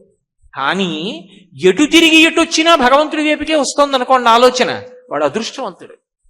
అలా రావాలంటే దానికి భగవంతుడు అనుగ్రహం ఉండాలి, గురువు గారు అనుగ్రహం ఉండాలి. అంత తేలిగ్గా ఏం భగవంతుడి వైపుకి వెళ్ళవు ఆలోచనలు. అలా వెళ్ళేటట్టు చెయ్యగలిగితే, అలా ఎవడైనా ఎప్పుడూ భగవంతుడి గురించి ఆలోచిస్తే వాడు ఈశ్వరుణ్ణి వహిస్తున్నాడు. అది గరుత్మంతుని యొక్క అనుగ్రహం. గరుత్మంతుడు అమృతం తీసుకొస్తాడు దేవతల దగ్గర నుంచి. అమృతం అంటే అది తాగినవాడు మరణించాడు. మనం చిట్ట చివరి ప్రయోజనంగా ఏమడుగుతాం? మాకు మృత్యోర్మా అమృతంగమయా, మృత్యువు నుండి అమృతత్వానికి తీసుకెళ్ళమంటాం. ఇక నాకు మృత్యువు కలగకూడదు అని అడుగుతాం. మృత్యువు కలగకూడదు అంటే ఎప్పుడు మృత్యువు కలగకూడదు? మీరు చాలా జాగ్రత్తగా ఆలోచించాలి ఈ మాట. అలాగే పరమశివుణ్ణి ఉద్దేశించి మృత్యుంజయ మహామంత్రం చెప్తాం. ఓం త్రయంబకం యజామహే సుగంధిం పుష్టివర్ధనం ఉర్వారుకమివ బంధనాన్ మృత్యోర్ముక్షీయమామృతాత్ అంటాం. ఇక మృత్యువు కలగకూడదు నాకు అంటే దాని అర్థం ఇక పుట్టకూడదు. ఇప్పుడు పుట్టేశావు కాబట్టి ఈ శరీరం వదిలేయాలిగా. మరి మర్త్యలోకంలో ఉన్నాడు. మర్త్యలోకం అంటే ఎప్పుడప్పుడు శరీరం వదిలిపెట్టాలి. మరి ఈ శరీరం వదిలిపెట్టాలా వద్దా? వదిలిపెట్టేయాలి. అంటే మృత్యువు రావకూడదు అన్న మాటకు అర్థం ఈ శరీరంతో ఉండిపోవాలని కాదు. బాగా గుర్తుపెట్టుకోవాలి మీరు ఈ మాట. మృత్యువును జయించుట అన్న మాటకు అర్థం ఇప్పుడు మృత్యువు కలుగకుండుట అని కాదు. ఈ శరీరం పడిపోకుండా నేను ఎప్పుడూ ఉండిపోవాలి అన్నాను అనుకోండి, వాడు భక్తుడు కాదు, రాక్షసుడు. ఎందుకో తెలుసా? అసలు వేదపరమైన సిద్ధాంతాన్ని వాడు అంగీకరించాల. ఈ శరీరము పడిపోయి తీరుతుందని ఈశ్వరాజ్ఞ. వాసాంసి జీర్ణాన్ని యథా విహాయ, ఇది పడిపోతుంది, ఇంకో శరీరాన్ని పొందుతుంది. కానీ ఈశ్వర, ఇక నాకు జన్మ, ఇక నేను రాకూడదు, నాకు జ్ఞానం ఇయ్యి. ఏ జ్ఞానము? భగవత్ సంబంధమైన జ్ఞానము కలిగితే ఇక పునరావృత్తి లేదు. అది ఎందుకు ఇస్తాడు? భక్తితో కూడిన కర్మాచరణం చేస్తే ఆయన ఆ జ్ఞానాన్ని ఇస్తాడు. అటువంటి భక్తితో కూడినటువంటి కర్మాచరణము వలన జ్ఞానము కలిగితే ఒక విషయం తెలుస్తుంది. ఏమిటి తెలుస్తుంది? ఇది నేను కాదురా, ఇది శాశ్వతం కాదు, ఇది పడిపోతుంది. శాశ్వతమేది ఆత్మ, దానికి పడిపోవడం ఉండదు, అది ఎప్పుడు ఉంటుంది, అది నేను. చిన్న విషయం గుర్తుపెట్టుకోండి. సత్యమునందు ఊంచుకొనుట అంటే ఏది సత్యమో అది సత్యమని నమ్మగలుగుట. ఏది సత్యమో? ఆత్మ. నేను ఆత్మ, అది ఎక్కడికి పోతుందని బెంగెట్టుకుంటావు? అది పోవడానికి చోటేది? అది పోదు, అది ఎప్పుడూ ఉంటుంది. కాబట్టి అసలు బెంగపెట్టుకోవడానికి ఏం లేదు. ఇది నేనంటావా? ఎంత నువ్వు పట్టుకున్నా ఉండదు. దీన్ని ఉంచడానికి ఎంత బెంగ పెట్టుకుంటే మాత్రం ఉంటుంది? బెంగ పెట్టుకున్న వాళ్ళు కోట్ల మంది ఉన్నారు. ఎవరున్నారు? కారే రాజులు రాజ్యములు గెలువరే, గర్వోన్నతి పొందరే, వారేరి సిరి మూట కట్టుకొని పోవంజాలిరే, భూమిపై పేరైనం కలదే, శిబి ప్రముఖులను ప్రీతిని యశక్కాములై ఈరే కోర్కెలు వరలంతలపరే ఈ కాలమున్ భార్గవా అంటారు పోతన గారు వామన మూర్తి యొక్క ఆఖ్యానంలో. ఎవడు సత్యాన్ని అంగీకరిస్తాడో, ఇది కాదు సత్యం, ఇందులో ఉండి నేను సత్యాన్ని పట్టుకోవాలి సాధన చేసి, ఇది పడిపోకముందే సాధన చేసేయాలి, అప్పుడు ఇది ఋతుమంతం అంటారు. ఇందులో ఉండి అసత్యాన్ని ఆధారం చేసుకుని సత్యాన్ని పట్టుకోవాలి. అప్పుడు ఇది పడిపోతుంటే బలవంతంగా పడగొట్టకూడదు. ఇది పడిపోతోంది, ఓ అసత్యమైన వస్తువు పడిపోతోందని తాను సాక్షిగా చూస్తాడు. అలా సాక్షిత్వంతో చూడగలిగినటువంటి ప్రజ్ఞ అంకురిస్తే ఆ పడిపోయినటువంటిది ఏదో అదే చిట్ట చివరిసారి పడిపోవడం, అదే ఆఖరిసారి శరీరం పడిపోవడం, అదే చిట్ట చివరి మృత్యువు. ఇక మళ్ళీ మృత్యువు పొందాలంటే మళ్ళీ శరీరం వస్తే కదా, మళ్ళీ పుడితే కదా. అంటే అసలు ఇక మళ్ళీ ఇంకొకసారి పుట్టడు. ఇది జనన మరణ చక్రం నుంచి తప్పుకోవడం అంటారు. ఈ తప్పుకోవడాన్ని అమృతత్వమును పొందాడు అంటారు. ఈ అమృతాన్ని ఇవ్వగలిగిన వాడు ఎవరు? గరుత్మంతుడు. దేన్ని ఆధారం చేసుకుని ఇస్తాడు? రెక్కలలోని వేదము చేత. అంటే వేదమును ప్రమాణంగా చేసుకుని ఎవడు జీవితాన్ని గడుపుతాడో, భక్తితో కూడినటువంటి కర్మానుష్ఠానము చేస్తాడో అటువంటి వాడికి అటువంటి అనుగ్రహము కలుగుతుంది. స్వామి ఇన్ని జన్మలైపోయి 54 ఏళ్ళు వచ్చేసాయి, ఎన్ని గరుడ పంచములు వెళ్ళిపోయాయో, ఎన్ని నాగ పంచములు వెళ్ళిపోయాయో, అసలు ఇలా బతకాలన్న ఊహ కూడా కలగట్లేదు, అది నిలబట్టలేదు. కాబట్టి మీరు అనుగ్రహించి నాకు కలిగించాలి. ఎంత తేలికగా అనుగ్రహిస్తారంటే, శ్రావణ మాసంలో శుక్లపక్షమిలో వచ్చేటటువంటి పంచమి నాడు గరుడ పంచమిగా నాగపంచమిగా కానీ చేసినట్లయితే దాని వలన విశేష ఫలితం. నేను ఒక్క మాట చెప్తాను, బాగా గుర్తుపెట్టుకోండి. మీకు కల్పన తెలియకపోవచ్చు, తేలిక మార్గాలు ఉంటాయి. నేను గరుడ పంచమి నాడు ఢిల్లీలో ఉన్నాను. ఢిల్లీలో ఉండి ఈ మధ్యకాలంలో తిరుమల తిరుపతి దేవస్థానం వాళ్ళు ఢిల్లీలో నూతనంగా నిర్మాణం చేసినటువంటి వెంకటేశ్వర స్వామి ఆలయ దర్శనానికి వెళ్ళాను. ఎందుకని? నాగముగా ఆదిశేషుడి మీద ఆయనే పడుకుంటాడు, గరుడ పంచమిగా గరుత్మంతుడికి ఇవ్వవలసిన అమృతత్వాన్ని ఆయనే కల్పిస్తాడు. అందుకని ఆయన దర్శనానికి వెళ్ళాను. నేను దర్శనానికి వెళ్ళేటప్పటికీ అక్కడ ఉన్నటువంటి అర్చకులందరూ ఏం చేస్తున్నారంటే, ఎదురుగుండా ఉన్నటువంటి గరుత్మంతునకు చక్కటి మంత్రాలను సమన్వయం చేస్తూ అభిషేకం చేశారు. ఆయన అభిషేకాన్ని మీరు చూశారనుకోండి, ఆయన చల్లబడతాడు అభిషేకం చేస్తే, అంతే. చూస్తే చాలు అనుగ్రహించేస్తాడు. అథవా అటువంటి తిథులు పోగొట్టుకోకూడదు. కనీసం నువ్వు గరుత్మంతుడికి అభిషేకం ఉన్న చోటికి వెళ్ళాలి. ఓ విష్ణు ఆలయాన్ని దర్శనం చెయ్యాలి. లేదు వదిలిపెట్టేసుకుంటాను, ఎన్నేళ్ళైనా ఎప్పుడూ గరుడ పంచమి చేయను, ఎప్పుడూ నాగపంచమి చేయను, మనుష్య శరీరానికి ప్రయోజనం ఏముంటుంది? ఎప్పుడు అసలు మలుపు తిరుగుతుంది ఆలోచన? తిరిగే అవకాశం ఉండదు. అందుకే అంత విశేషమైనటువంటి తిథి శ్రావణ మాసంలో వస్తుంది. ఎందుచేతనో తెలుసా? లక్ష్మి వేదం 6 లక్ష్ములుగా చెప్తుంది. సిద్ధలక్ష్మీర్ మోక్షలక్ష్మీర్ జయలక్ష్మీ సరస్వతి శ్రీర్లక్ష్మీర్ వరలక్ష్మీశ్చ ప్రసన్నా మమ సర్వదా అని కదూ శ్రీ సూక్తం. 6 లక్ష్ములుగా చెప్తుంది. అందులో మోక్షలక్ష్మి, మోక్షము అంటే విడుదల, అది లక్ష్మీరూపంగా అనుగ్రహంగా అమ్మవారి యొక్క ప్రసాదంగా లభిస్తుంది. అది అమ్మా, నువ్వు ఈ మాసంలో వచ్చేటటువంటి శ్రావణ మాసంలోని శుక్లపక్ష పంచమి నాడు ఎవరు గరుడ పంచమిగా నాగపంచమిగా ఉపాసన చేస్తారో వాళ్ళకి అంత పెద్ద విశేష ఫలితాన్ని ఇస్తుంది. పంచమి ఎందుకు ఎంచుకోవాలి అంటే పంచమీ పంచ సంఖ్యేసి పంచ సంఖ్యోపచారిణి లలితా సహస్రం. అసలు బ్రహ్మాండంలో చూడండి, పిండాండంలో చూడండి, పంచభూతాలే ఉంటాయి, పృథివాపస్ తేజో వాయురాకాశాలు. దీనికి అతీతమైన స్థితికి చేరుకోవాలి అంటే మళ్ళీ ఆ ప్రకృతి స్వరూపిణి అయిన అమ్మవారి అనుగ్రహంతోటే సాధ్యం. అందుకే శ్రావణ మాసం అంతా కూడా ఇంత గొప్ప గొప్ప విశేషాల్ని ఇవ్వగలిగినటువంటి తిథుల యొక్క సమాహారమై ఉంటుంది. శ్రావణ మంగళవారము నోము అని వ్రతము అని చేస్తూ ఉంటారు సువాసినులు. ఈ సువాసినులు చేసేటటువంటి శ్రావణ మంగళవారం చాలా చాలా అద్భుతమైనటువంటి పరమ ప్రఖ్యాతమైనటువంటి ఆ నోముగా వ్రతంగా పరిగణింపబడుతుంది. ఇందులో మీరు జాగ్రత్తగా గమనిస్తే దానికి పరమ ప్రయోజనమేమి అంటే ఒక్కటే, అది సర్వమంగళాదేవిని ఉపాసన చేస్తారు. ఈ సర్వమంగళాదేవిని ఉపాసన చెయ్యడము అనేటటువంటిది ఎప్పుడు చేస్తారంటే పెళ్లిలో ప్రారంభం అవుతుంది. పెళ్లిలో దీన్ని ఎంతో శ్రద్ధతో ఎవరు చేయిస్తారంటే తండ్రి దగ్గర కూర్చుంటాడు కన్యాదాత. అందుకే పెళ్లిలో వేదికంతా కూడా ఎవరిది అంటే ఆడపిల్లివారిది, మగపిల్లివారిది కాదు. నేను మీతో పరమసత్యం చెప్తున్నా, కన్యాదాత అనుమతి లేకుండా వరుడి యొక్క తండ్రి వేదిక మీదకి కూడా వెళ్ళకూడదు. ఇప్పుడు ఈ వేదిక ఉందనుకోండి, ఈ వేదిక నాది. శాస్త్రంలో ఒక మర్యాద ఉంటుంది, సభాభ్య సభాపతిభ్యశ్చ వో నమో నమో అని. ఇప్పుడు నేను సభాపతి స్థానంలో ఉంటాను. నేను సభాపతి స్థానంలో ఉండగా నా అనుమతి లేకుండా మెట్లెక్కి ఈ వేదిక మీదకి రాకూడదు.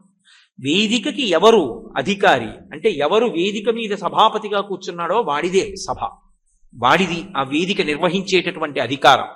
అలాగే ఆడపిల్లి వారిలో కన్యాదాత గారిది వేదిక, ఆయనది కన్యాదానం చేయడానికి తప్ప మగపిల్లివారు కూడా అనుమతి లేకుండా దాని మీదకి ఎక్కకూడదు.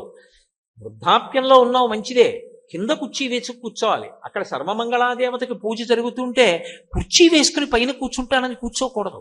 అక్కడ అమ్మవారికి పూజ జరుగుతోంది, అంతకన్నా పైన నువ్వెందుకు? కింద కూర్చో. కింద కూర్చుని ప్రేమకి కింద కూర్చుంటే సరిపోదా? పెళ్లిలో పక్కనే కుర్చీ వేసి కూర్చోవాలా? ఎందుకలాగా?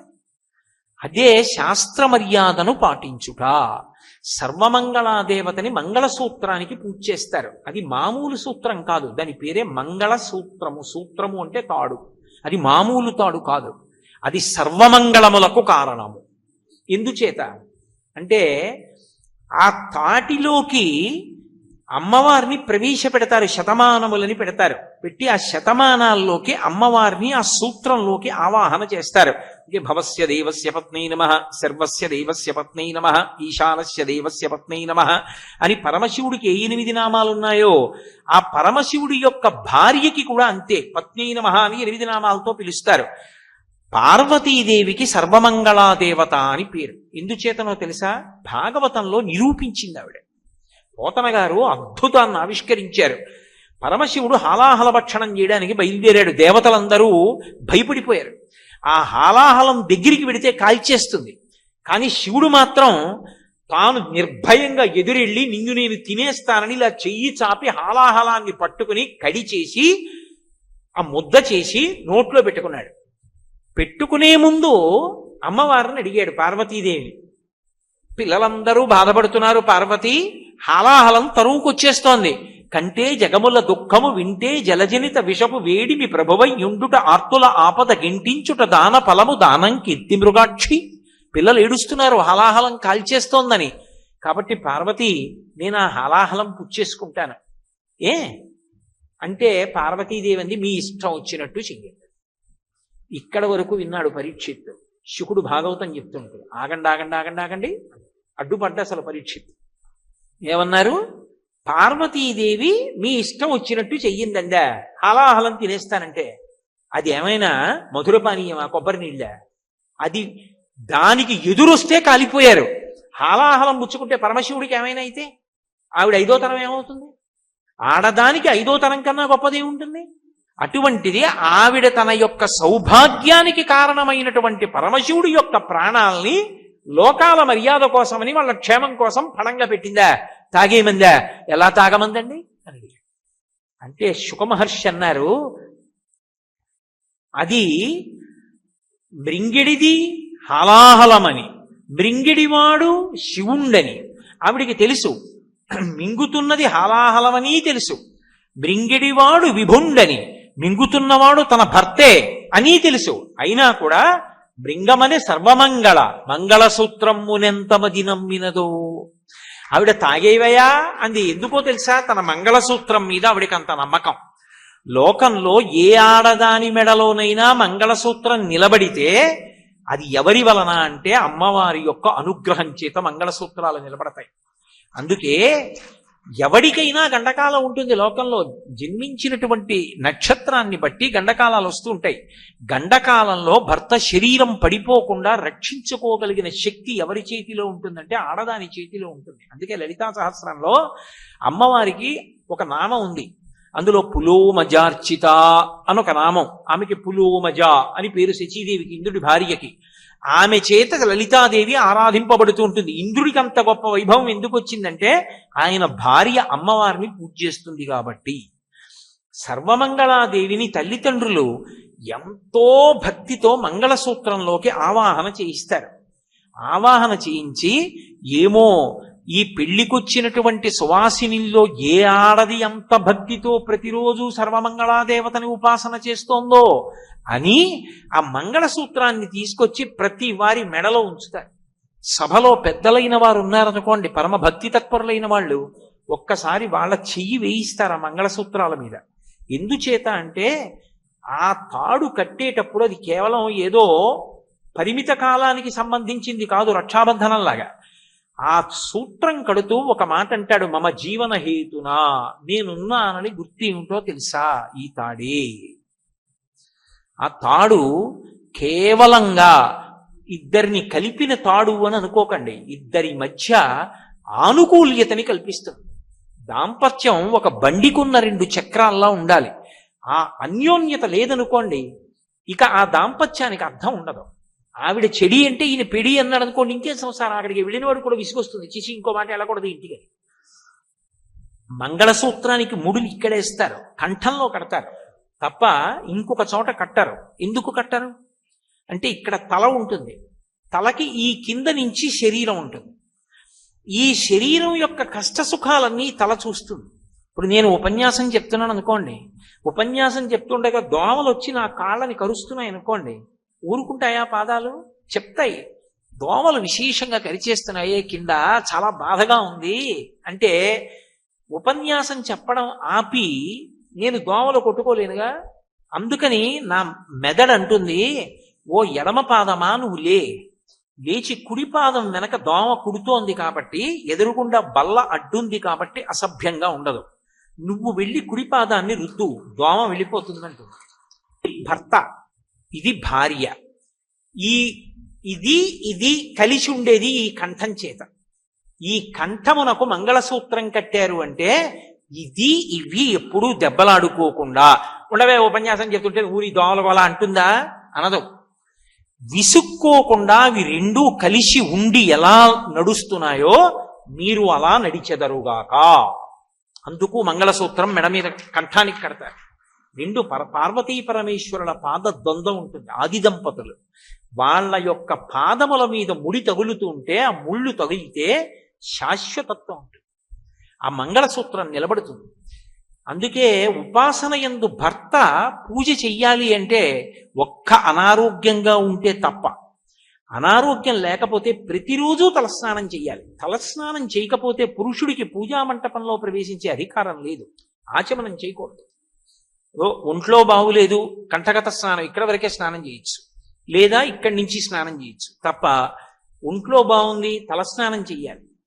అందున విశేషించి నన్ను సక్రమమైన పవిత్ర బుద్ధితో అర్థం చేసుకోండి. గృహస్థాశ్రమంలో ఉన్నటువంటి భార్యాభర్తలు ముందు రోజు రాత్రి రమించి ఉంటే అసలు ఆ భర్తకి తలస్నానం చేసే వరకు ఏ పవిత్ర వస్తువుని స్పృశించే అధికారం ఉండదు. ఆడదానికి ఇలా నీళ్లు తీసి 3 మాటలు చల్లుకుంటే చాలు పవిత్రత వస్తుంది. ఎందుచేత పురుషుడు లేచి వెళ్ళి పూజామందిరంలోకి వెళ్ళకూడదు, ఆచమనం చేయకూడదు, తలస్నానం చేస్తే తప్ప. ఆడది మంచం మీద లేచి కూర్చుని వెంటనే మంగళసూత్రాలు ఇలా కళ్ళకద్దుకుని మళ్ళీ కిందకి విడిచిపెడుతుంది. కళ్ళకద్దుకుని నమస్కరించడం ఎందుకో తెలుసా? ఏ భర్త పక్కన పడుకుని నేను మళ్ళీ నిద్ర లేచానో రేపు కూడా నేను అలాగే నిద్ర లేవాలి. అమ్మా, ఆయన లేకుండా శయనం మీద నేను ఒక్కదాన్నే పడుకునే రోజు రాకుండుగాక. నేను బ్రతికున్నంత కాలం అలాగే పడుకోవాలి, నేను ఆయన ఒడిలో వెళ్ళిపోవాలి. ఈ 5వ తనాన్ని మాత్రం అమ్మా నువ్వు తప్ప కాపాడేవాళ్ళు లేరు, నువ్వే రక్షించమని మంగళసూత్రాన్ని కళ్ళకద్దుకుంటుంది. అందుకే సువాసిని సువాసిన్యర్చన ప్రీత 5వ తనం ఉన్న వాళ్ళు ఇంత కుంకం ఇస్తే ఆవిడ పొంగిపోతుంది. అటువంటి సర్వమంగళాదేవతని ప్రతి ఏటా కూడా శ్రావణ మాసంలో వచ్చేటటువంటి మంగళవారాలలో శ్రావణ మంగళవారములుగా ఆ తిథిని నిర్ణయం చేసి సర్వమంగళాదేవతని ఉపాసన చేస్తారు. అంటే అమ్మవారు ఎప్పుడూ ఆవాహన అయ్యేది కలశలోకి ఆవాహన అవుతుంది. అథవా గౌరీదేవి ప్రతిమ ఇంట్లో లేని ఏ ఇల్లు ఉండదు. కాబట్టి కనీసంలో కనీసం ఆ రోజు అమ్మవారి నామాలతో అమ్మవారికి పూజ చేసి ఆవిడికి నైవేద్యం పెట్టి వ్రతకల్పంలో ఏ కథ చెప్పబడిందో ఆ కథని భక్తి శ్రద్ధలతో విని తల మీద అక్షతలు ధరిస్తారు. అటువంటి సర్వమంగళాదేవతని ఉపాసన చేస్తే ఏమవుతుంది అంటే ఆడది తన భర్త యొక్క జీవితాన్ని కాపాడుకుంటుంది. అలా పార్వతీదేవి అంతటిది కాపాడుకుంది. అందుకే లలితా సహస్రనామ స్తోత్రంలో అమ్మవారికి ఒక నామం ఉంది. ఆవిడ తపనోడుపమండల. ఆవిడ యొక్క చెవులకు పెట్టుకునేటటువంటి ఆభరణములు ఏవి అంటే సూర్యచంద్రులు. సూర్యచంద్రులు ఆవిడ చెవులకు ఆభరణములైతే ఇక సూర్యచంద్రుల గతిలో కాలంలో శివుడు ఎందుకు పడిపోతాడు? అంటే పతివ్రత యొక్క ఉపాసన చేత భర్త యొక్క జీవిత కాలము నిలబడుతుంది, గండకాలము తొలగిపోతుంది. అంత గొప్పది సర్వమంగళాదేవత యొక్క ఉపాసన. అటువంటి ఉపాసన చెయ్యడానికి యోగ్యమైన కాలము, తన యందు లక్ష్మీత్వము నిలబడడానికి యోగ్యమైన కాలము శ్రావణ మాసంలో వచ్చే మంగళవారాలు. మంగళవారం చాలా విశేషం. ఎందుచేతనంటే ప్రారంభంలో కుజహోర ఉంటుంది. ఆ మంగళవారం చేసినటువంటి ఉపాసన చేత సుబ్రహ్మణ్యుడికి ప్రీతి, స్వామి హనుమకు ప్రీతి. పైగా అది శ్రావణ మంగళవారం అయితే భర్తకి రక్షా కవచం కడుతుంది సర్వమంగళ ఉపాసన చేత. అంత గొప్ప స్థితిని అమ్మవారు అనుగ్రహిస్తుంది. ఎందుచేత అంటే పూజనీయత అని ఒక మాట ఉంటుంది.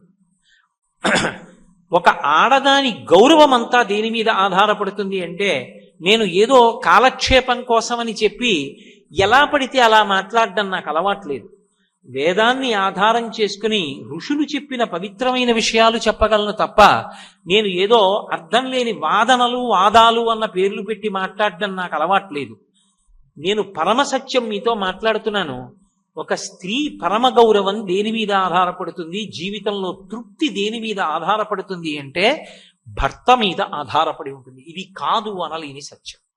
ఎందుచేత అంటే సీతమ్మ తల్లి రామాయణంలో ఓ మాట అంటుంది, నా తంత్రి వాద్యతే వీణ నా చక్రో వర్తతే రథః నాపతి సుఖమేదేత యస్యాదపి శతాత్మజ అంటూ. ఒక వీణ తీగలు మోగుతాయి, గోటి చేత పెనగి పెనగి మోగుతాయి. వీణ తీగలు మోగుతున్నాయి అనరు, వీణ మోగుతోందంటారు. రథచక్రాలు గాజు పెంకుల మీద రాళ్ల మీద వెడతాయి, రథచక్రాలు వెడుతున్నాయి అనరు, రథం వెడుతోందంటారు. భర్త కష్టపడి సంపాదిస్తాడు, భర్త మహాపండితుడై కీర్తి గణిస్తాడు, ఆమెకి కూడా ఆయనతో పాటు సమానమైనటువంటి గౌరవం లభిస్తుంది. అసలు ఒక సీతమ్మంది ఒక ఆడదాని తృప్తి ఎక్కడుందో తెలుసా రామా? ఒక కులకాంత నిద్ర లేచి మంచం మించి దిగుతూ పాదములు కింద పెడుతున్నప్పుడు ఆమె యందు పరమభక్తి కలిగినటువంటి 9 కుమారులు వచ్చి తమ అరచేతులు వరుస క్రమంలో నేల మీద పేర్చి అమ్మని తమ అరచేతులలో నడిపించగలిగినటువంటి పరమభక్తి తత్పరులైనప్పటికీ అటువంటి 9 కుమారుల వలన పొందినటువంటి సంతోషం కన్నా భర్త వలన కలిగిన సంతోషం 1,000,000 రెట్లు ఎక్కువ. అది లెక్క పెట్టలేదు. కాబట్టి రామ, నువ్వున్నది అయోధ్య, నువ్వు లేనిది అయోధ్య కాదు. ఆడదానికి భర్తతో కలిసి ఉండడమే ఆనందం అని. కాబట్టి అటువంటి సంతోషం ఆమెకి భర్త ఉండడమే కాదు, తండ్రి కలిగిన పెన్నిధానమేలా అని శాస్త్రం. తండ్రి ఉంటే ఇక కొడుకు ఐశ్వర్యం అక్కర్లేదట. ఎందుకంటే తాను కష్టపడ్డా సరే కొడుకు సుఖపడాలని తండ్రి కోరుకుంటాడు. తండ్రికి కారు ఉండక్కర్లా, కొడుక్కి కారు కొనిపెట్టి కొడుకు కారులో కారులో వెళ్ళిపోతుంటే మురిసిపోయి ఇంట్లో పోతాడు. ఏ పిచ్చ ఆయనకి ఏం కారు ఉందా? ఎందుకు ఆ సంతోషం? అంటే తండ్రి కొడుకుని చూసుకుని మురిసిపోతాడు తప్ప తాను మురిసిపోవాలి, తాను సుఖించాలని కోరుకోడు. అటువంటి తండ్రి ఉంటే ఇంకా పెన్నిదెందుకు? తల్లి ఉంటే సమస్త సంతోషములు ఉన్నట్టే, అమృతం రోజు దొరికినట్టే. అటువంటి తల్లి తండ్రి ప్రతి కుటుంబంలో ఉండాలి. ఆ తండ్రిని మిగల్చగలిగిన శక్తి ఎవరి చేతిలో ఉందంటే బిడ్డల తల్లి చేతిలో ఉంది, ఆమె యొక్క ఉపాసనలో ఉంది. నమ్మి మంగళసూత్రాలు కళ్ళకద్దుకుంటే చాలు, అందుకొచ్చింది మంగళసూత్రం. ఏం చేతకాక ఛాందసత్వంలో పెట్టలేదు ఋషులు. కనుక అటువంటి సర్వమంగళాదేవత యొక్క పరిపూర్ణమైనటువంటి అనుగ్రహాన్ని పొందాలి అంటే శ్రావణ మంగళవారాల్లో తప్పకుండా ఆ సర్వమంగళాదేవత యొక్క ఉపాసన చెయ్యాలి. అలాగే వరలక్ష్మీ వ్రతము అని చెప్పి శ్రావణ మాసంలో పౌర్ణమికి ముందు వచ్చేటటువంటి శుక్రవారం నాడు వరలక్ష్మీ వ్రతం చేస్తాం. ఈ వరలక్ష్మీ వ్రతం పరమ ప్రసిద్ధి వహించినటువంటి వ్రతం. ఇందాక నేను మీతో మనవి చేశాను కదా, లక్ష్మిని వేదం 6గురుగా చెప్తుంది. 6గురు చెప్పినప్పుడు అందులో చిట్ట చివరి లక్ష్మీ స్వరూపం వరలక్ష్మి. వరలక్ష్మి అన్న మాటకు అర్థం ఏమిటంటే మనం కోరుకున్నటువంటి కోరికలు ఏవి ఉంటాయో వాటినన్నింటినీ సిద్ధింపచెయ్యగలిగిన తల్లి. లేదా అసలు మనం కోరవలసినటువంటి అవసరం ఉండదు. ఈవిడికి ఇవి ఇవ్వాలి అని ఆవిడే కోరుకుని మనకిస్తుంది. బాగా పట్టుకున్నారో లేదో? మనం కోరితే ఆవిడివ్వడం ఒక ఎత్తు, అది కాదు. ఆవిడికి నేను ఇది ఇవ్వకుండా ఉండలేనా, ఆవిడికి నేను ఇస్తానని ఆవిడ కోరికనివ్వడం ఒక ఎత్తు. ఆవిడ కోరి ఇస్తుంది, అలా కూడా ఇస్తుంది. అందుకే వరలక్ష్యమైంది. వరాన్ని తనంత తాను ప్రదానం చేస్తుంది. అలా ఈప్సితములను ఈడేర్చగలిగినటువంటి లక్ష్మీ స్వరూపం వరలక్ష్మి అయితే ఆ వరలక్ష్మిని ఉపాసన చేస్తారు. ఆవిడ్ని ఎలా ఉపాసన చెయ్యాలి అంటే, నేను నా ఉపన్యాస ప్రారంభంలో మీతో కల్పము అన్న మాట గురించి ప్రస్తావించాను. కల్పము అని ఒక మాట ఉంటుంది. ఒక పూజ ఎలా చెయ్యాలి, ఒక వ్రతం ఎలా చెయ్యాలి అంటే, నేను చెప్పాను లేకపోతే ఎవరో చెప్పారు అని ఉండదు.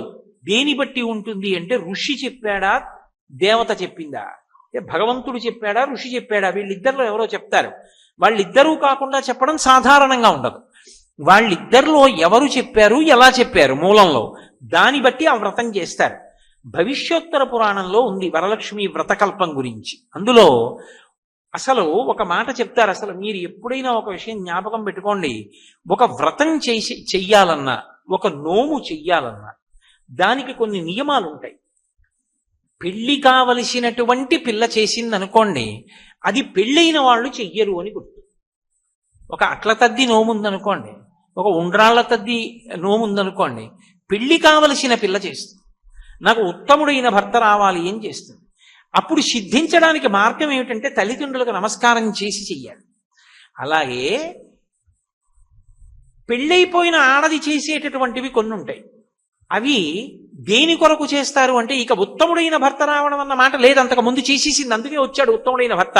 ఇప్పుడు దేని కొరకు అంటే, భర్త సంతోషంగా ఉండాలి, పిల్లలు సంతోషంగా ఉండాలి, తన తల్లిదండ్రులు సంతోషంగా ఉండాలి, తన అన్నదమ్ములు సంతోషంగా ఉండాలి, తన అత్తమామలు సంతోషంగా ఉండాలి. మరి తనకి ఇంకా వేరే సంతోషం లేదు, వాళ్ళ సంతోషమే తన సంతోషం. అందుకే ఈ దేశంలో ఆడదాని జీవితం అంతా పవిత్రంగా ఉంటుంది. కాబట్టి ఆడవారి వలన నెలకి ఒక వర్షం పడుతుంది అన్నారు. శ్రావణ మాసంలో వర్షాలు ఎందుకు పడతాయో తెలుసా? ఈ వ్రతాలు జరుగుతాయి కనుకనే, ఈ పేరంటాలు జరుగుతాయి కాబట్టే, అంతమంది సువాసినులు గౌరవింపబడతాయి కాబట్టే సమృద్ధిగా ఇప్పటికీ వర్షాలు పడుతున్నాయి. కాబట్టి ఎలా చెయ్యాలి అన్నది అసలు ముందు కథ చదవాలి. నేను మీతో ఇలా చెప్పాను అని మరోలా మనసులో భావన చేయకండి. నీ మోహన్ నువ్వంటే ఇవాళ చెప్తున్నా, ఎప్పటి నుంచో చేస్తున్నాం వ్రతం అని మీరు అంటే నేనేం చిన్నబుచ్చుకోను, నేనేం కాదనను. కానీ నా ప్రతిపాదనని వినండి. వరలక్ష్మీ వ్రతం చెయ్యడానికి ఒక 4 రోజుల ముందే అసలు వరలక్ష్మీ వ్రతానికి సంబంధించిన కథ చదవాలి. ఎప్పుడైనా సరే వ్రతకల్పానికి సంబంధించిన కథ చదవడానికి మీరు వ్రతం చేసి చదవాలని నియమం ఏమి ఉండదు. ముందు జాగ్రత్త చర్యగా కథ చదువుతారు. ఎందుకో తెలుసా? కథ చదివితే తప్ప అసలు వ్రతంలో దోషం రాకుండా ఉండదు. వ్రతంలో దోషం రాకుండా ఉండాలి అంటే ముందు వ్రత కథ చదవాలి, లేకపోతే సరిగ్గా నడవదు. నేను మీకు ఒక ఉదాహరణ చెప్తా. వరలక్ష్మీ వ్రతం ఎక్కడి నుంచి వచ్చింది అంటే, భవిష్యోత్తర పురాణంలో ఒక మాట చెప్పారు. రత్నపీఠే సుఖాసీనం శంకరం లోకశంకరం అన్నారు. ఒకప్పుడు కైలాస పర్వతం మీద రత్నపీఠం మీద పరమశివుడు, శంకరం అంటే శం కరోతీతి శంకర, లోకములకు శుభములు చేసేటటువంటి వాడు శంకరుడు. లోకములకు ఎప్పుడూ శుభాలు చెయ్యాలని కోరుకునేటటువంటి పరమశివుడు లోకశంకరం, లోకములకంతటికీ శుభములను ఇచ్చేటటువంటి వాడు చక్కగా కూర్చునున్నాడు. సుఖాసీనం, సుఖాసీనం అంటే ఏదో ఒత్తిడిలోనో ఎవరితో మాట్లాడుతూనో ఎవరినో కలుసుకునో లేడు. సర్వజ్ఞుడు, ఆయనకి తెలియనివేం లేవు.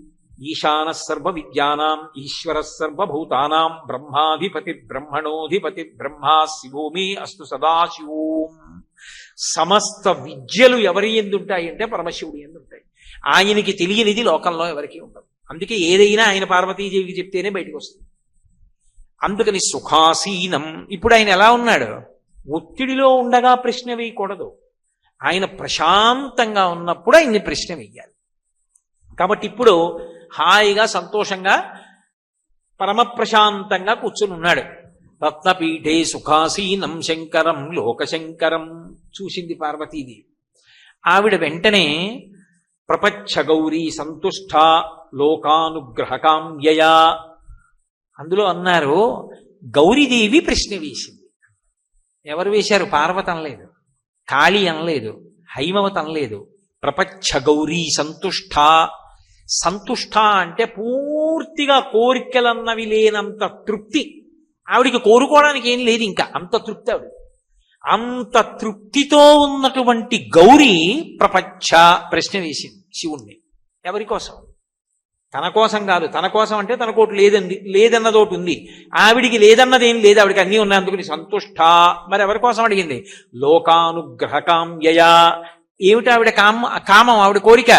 లోకానుగ్రహం, లోకాల్ని ఉద్ధరించడానికో కోరిక కోరుతాం. ఏమిటి అసలు ఆ శ్లోకం అలా ఎందుకు ఇవ్వడం అంటే, ఏం మామూలు వాడు కాదు అది రాసింది, భవిష్యోత్తర పురాణం వ్యాసుల వారు. ఎందుకు అలా ఇచ్చారు అంటే, ప్రపచ్చ గౌరీ, గౌరీ అన్న మాట ఎక్కడైనా ఉంది అనగానే మీరు ఉలిక్కిపడి గుర్తుపెట్టుకోవలసింది ఏమిటి అంటే, ఆవిడికి భర్త మీద విపరీతమైన ప్రేమ. ఆవిడ ఎప్పుడు ఏం కోరుకుంటుందంటే, అసలు నా భర్త నన్ను ఏ కారణం చేత కూడా కొంచెం కూడా తక్కువ చేయడానికి వీల్లేదు, అది నాకు అన్ని విధాలా యోగ్యురాలు అన్న భావనతో ఉండాలి తప్ప మా ఆయన ఇంత కూడా నా గురించి ఇంకొకలా అనుకోవడానికి వీల్లేదు. ఏమిటో ఇది అన్న భావన ఆయనకు ఉండకూడదు. అబ్బా ఏం భార్యో నా భార్య అని అనుకోవాలి. అంత పిచ్చి భర్త మీద. ఆ పిచ్చున్న భార్య గౌరీ. ఎందుకో తెలుసా అంటే, నా మాటలు జాగ్రత్తగా అర్థం, పిచ్చి అంటే నా ఉద్దేశం కూడా కాదు, అంత ప్రేమ అని. ఎందుచేత అంటే దానికి వెనక రాక్షస సంహారం కారణం అలా పెట్టండి. శివమహాపురాణంలో ఉంది గౌరీదేవి ఆవిర్భావం గురించి. ఒకప్పుడు పరమేశ్వరుడు పార్వతీదేవితో కూర్చున్నాడు. ఆవిడ నల్లగా పుట్టింది. నల్లగా పుట్టింది కాబట్టే నారాయణుడి చెల్లెలై నారాయణి అయింది. నారాయణుడు నలుపు, నారాయణి నలుపు, వాళ్ళిద్దరూ అన్నా చెల్లెళ్ళు.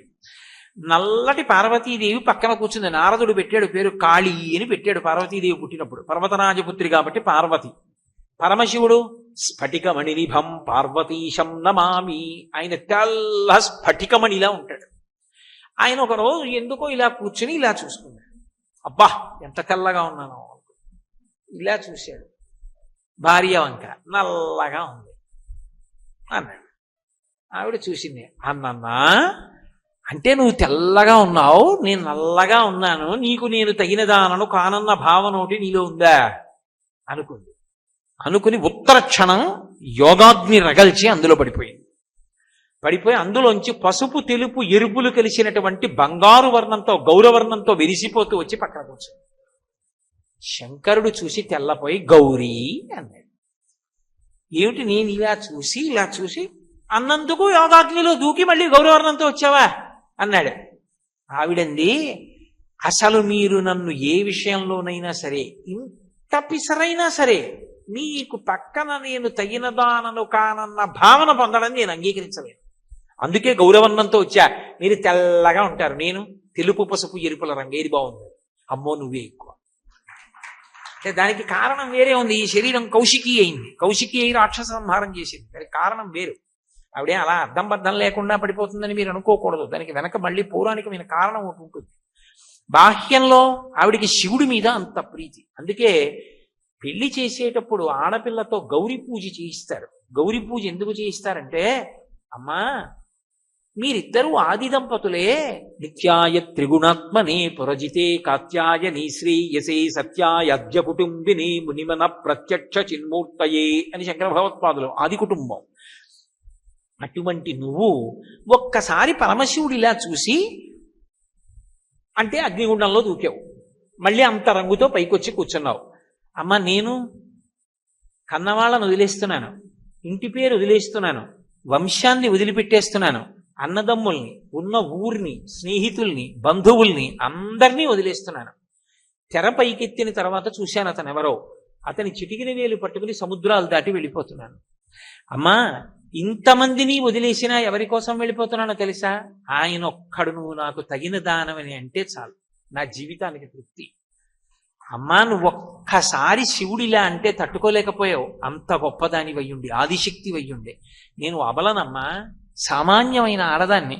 నా భర్త మాత్రం ఎప్పుడూ నువ్వు నాకు తగిన దానవు కావన్న భావన పొందకుండా ఆయన మనసులో నాకు స్థానాన్ని ఇచ్చి కాపాడమ్మా అని గౌరీ పూజ చేసి పీటల మీద పెడుతుంది ఆడపిల్ల.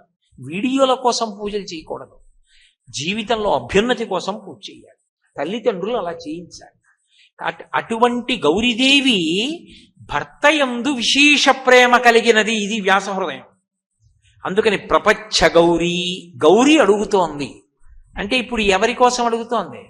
ఆ ప్రశ్న ఆడవాళ్ళందరి కోసం అడుగుతోంది, సువాసినులు అందరి కోసం అడుగుతోంది. అది ఏమిటై ఉంటుంది? ఎందుకై ఉంటుంది అంటే భార్యాభర్తలు పరమ ప్రేమతో కలిసి ఉండడానికి కారణమవుతుంది ఆ వ్రతం. అటువంటి వ్రతాన్ని చెప్పమని అడుగుతోంది. అది లోకానుగ్రహకాం యయా. ఆవిడికి లేదా అటువంటి దాంపత్యం? ఆవిడ చెయ్యాలా వ్రతం? వాళ్ళు ఆది దంపతులు, వాళ్ళ మధ్య అరమరికలు ఉండవు, అంత కలిసి ఉంటారు. ప్రకృతి పురుషుడు వాళ్ళిద్దరూను.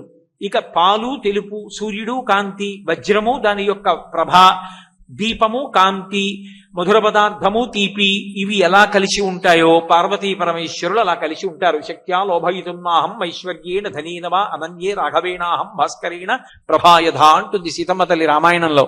సూర్యుడు కాంతి కలిసి ఉన్నట్టు మేము కలిసి ఉంటా ఉంటుంది సీతారాములు. పార్వతీ పరమేశ్వరులు అలాగే ఉంటారు. మరి ఎందుకు ఆవిడ అడగడం ఆ ప్రశ్న అంటే, సంతుష్ట ఆవిడికి లేదని అడగలేదు, ఆవిడ పరమతృప్తితో కూడుకున్నది. అసలు పార్వతీదేవి యొక్క లక్షణం అది. మూకశంకరులని మహానుభావుడు, ఆయన మూక పంచశతి చేశారు కామాక్షి పరదేవత మీద. చేస్తూ ఆయన మందస్మిత శతకం అని ఆ శతకంలో అమ్మవారి చిరునవ్వు గురించి చెప్తూ ఓ మాట అన్నారు.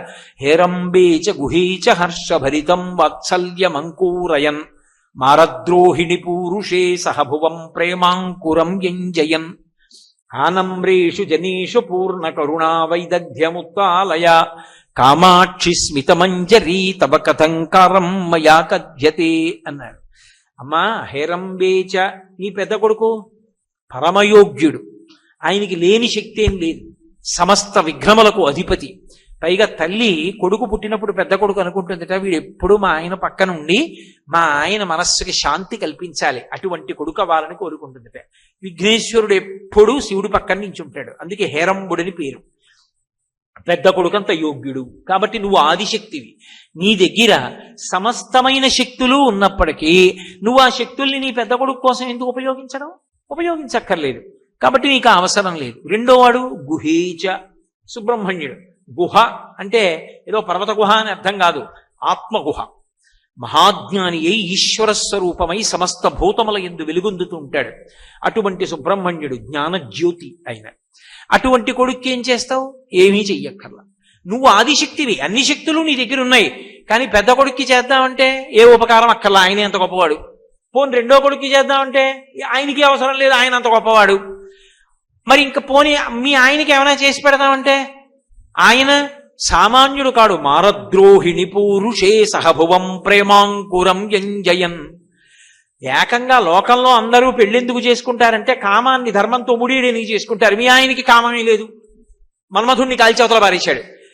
మరి అటువంటి వాడిని భర్తగా చేసుకున్నాం, ఇంకంతకన్నా గొప్పవాడు ఎక్కడ ఉంటాడు? మృత్యువుని చంపేశాడు యమధర్మరాజు గారిని, మన్మధుణ్ణేమో కాల్చవతల పారేశాడు.